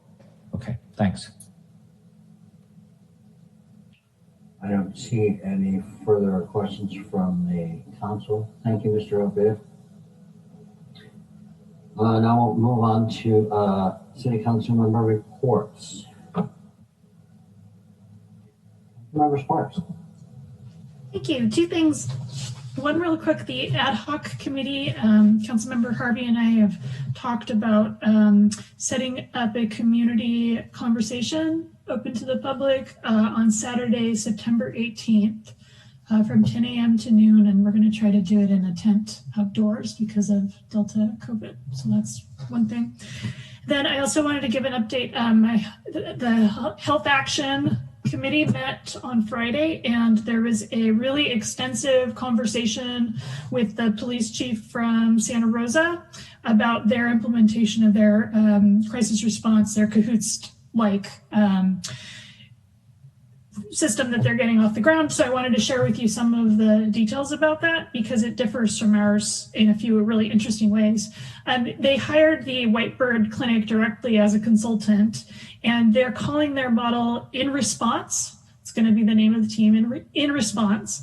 And they're calling the team that will go on each van as a Cahoots Plus model. It's going to be a 3-person team consisting of a licensed mental health clinician, a paramedic rather than an EMT, and a homeless outreach specialist. They decided to include the homeless outreach specialist because in speaking with some other larger cities like Denver and Portland, in those cities, they found that as many as 60% of their calls were related to homelessness. And so that seemed to justify having a homeless outreach specialist on the team. They are planning to divert calls directly to In Response, so there won't always be a police presence going with them, and they're going to be doing welfare checks. One major difference from our model is that it's initially going to be 7 days a week, 10 hours a day. And they have a 3-year plan. They're hoping to start that in October and have a 3-year plan to seek out new funding sources to get to 24 hours eventually. But it seems like the trade-off that our consultant is recommending was a good one to me, which is not to include the licensed mental health clinician and only have a 2-person team and be able to operate 24 hours a day. So that's going to be a major difference between the two models. Bill Carter from Sonoma County Behavioral Health also mentioned that he's in contact with the city. So hopefully he's having conversations with Damien about finding crisis care for mobile units or CCMU funding and trying to gather up requests from the cities so that the county can submit one proposal and then sort of share the funding with the cities. And they were also talking about holding on to Measure O funding, which is very flexible, and trying to see what can be done to fund programs with federal and state funding and then use the Measure O funding to fill in local gaps. So that was the gist of a 45-minute discussion crammed into a couple of minutes. Thank you. Oh, one other thing. I'm so sorry. I forgot. One other thing is we had a report highlighting the incidence of opioid overdoses. The opioid crisis has sort of taken a backseat in the news with all the other problems we've been having this year. But there was a very alarming report that compared to a few years ago in 2017, in Sonoma County, we were responding to an overdose roughly every 8 days. In 2020, that rose to responding to an opioid overdose every 2.5 days. So the opioid crisis has gotten a lot worse in the last few years. And that sort of highlights the importance of having Narcan on board on our safe vans, hopefully, in the future. All right, thank you. Sorry. Thank you. Councilmember Harvey. Yes, since most of my stuff's already gotten reported by Damien and Laura, the only thing that I'd like to add on the water is because of the situation that we have and trying to allocate the water. They have been working on a water allocation methodology, and it looks like we finally have come to an agreement. Had a meeting on Monday with that one city that we knew was having issues with it, and it looks like we worked through all that. And Mr. Scott reported that the TAC approved the methodology once we got past this other issue. And so we will be having a special meeting on September 13th to hopefully approve that allocation methodology, but it has to be unanimous. And that was the important thing that we had to explain, was that if this new methodology is not accepted by all the cities, it goes back to the old one from 2006, and it has some flaws with it that we really would like to try and avoid. So Damien reported on all the rest of the water things, and I've got meetings the rest of the week. So thank you very much. Thank you. Vice Mayor Lemon. Yeah, I wanted to report just on one general, more long-term thing from our last week's Sonoma Clean Power meeting, mostly because I thought it was kind of good news, a little something out of the blue and somewhat hopeful, because certainly we don't get enough of that the last few years, I think. So here's a small thing I hope will put a smile and we can all cross our fingers for.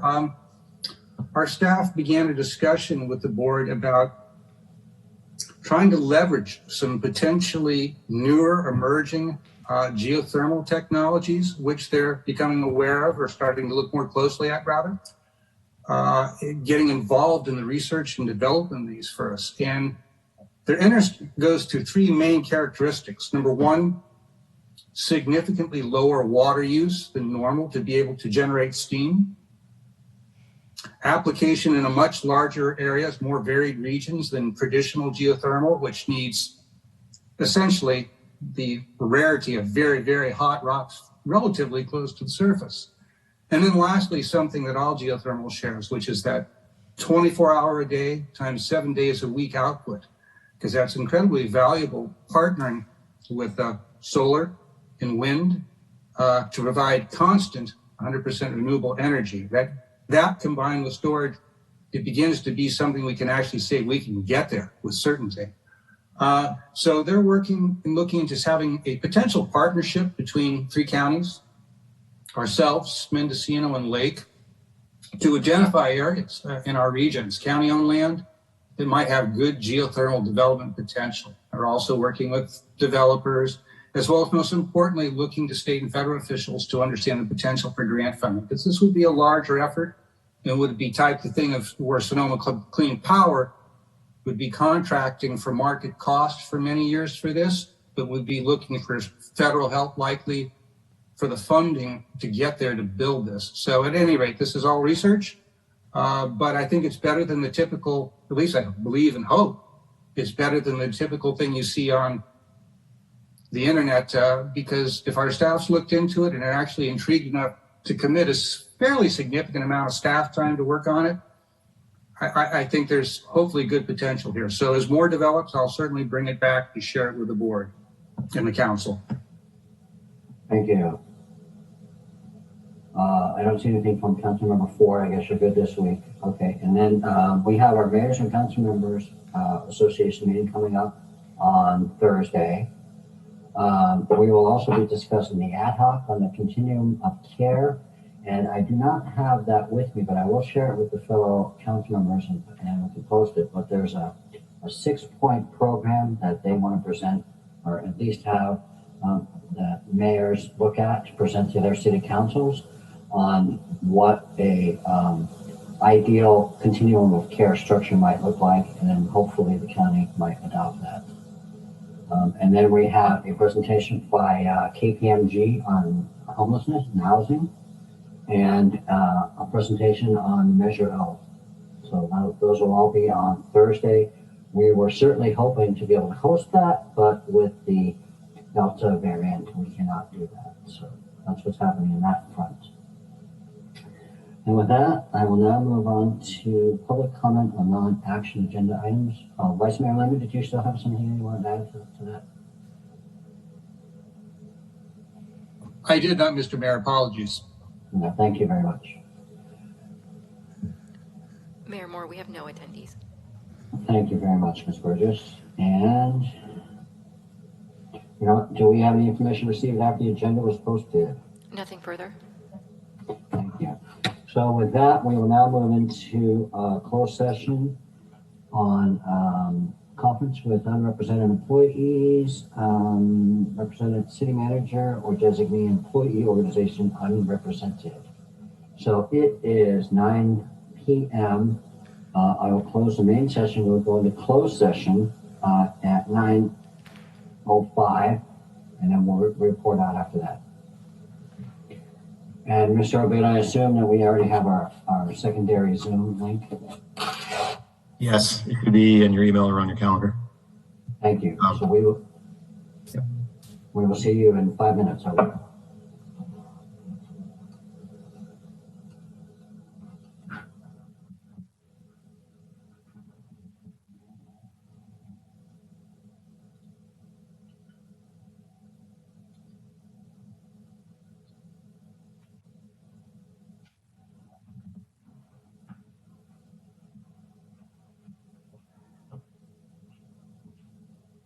Ready, Gerson?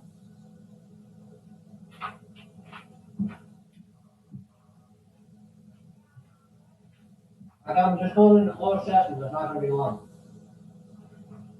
I said I'm going into closed session, but it's not going to be long. Up first.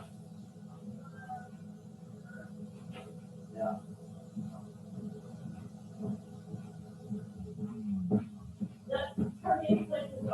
Right, so you're stuck with them. So I thought, yeah. Yeah.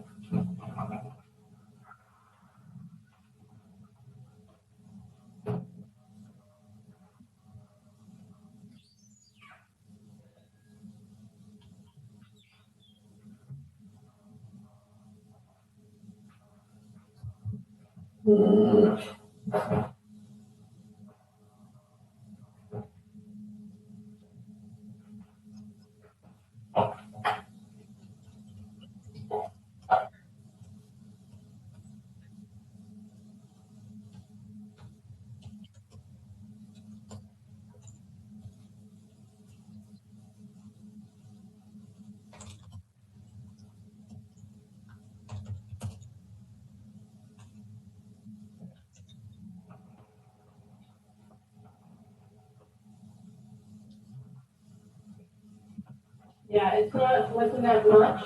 Mm-hmm. It was $25. Come down to earth.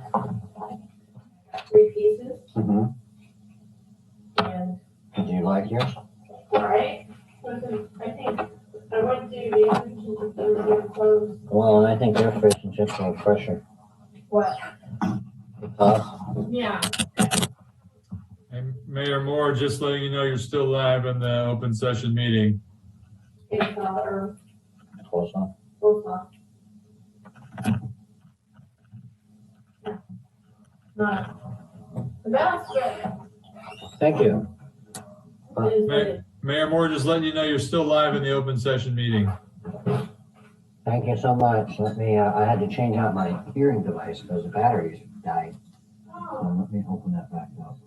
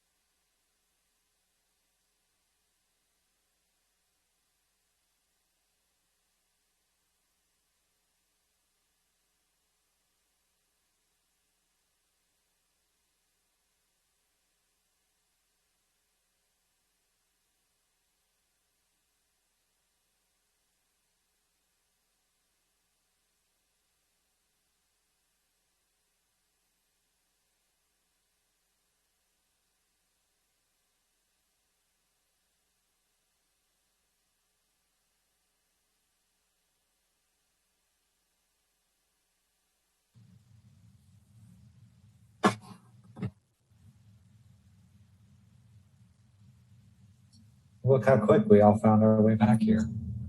We're a motivated group. Oh, we're just getting good at going back and forth. Yeah, I think that last part's true, but that first part really sounded right too. We're honing our skills. My video has been stopped by the host. Must have been something I said. Wow. But if you can hear me, we have nothing to report out of closed session, and it is 9:28, so we will adjourn the meeting at 9:28, and hopefully we'll see you guys on Thursday, and otherwise have a great evening and take care. And see some of you in the parade on Saturday. Yeah. Correct. Yeah. Yeah. See you Thursday. Okay. Good night. Thank you, everybody. Bye. Bye-bye.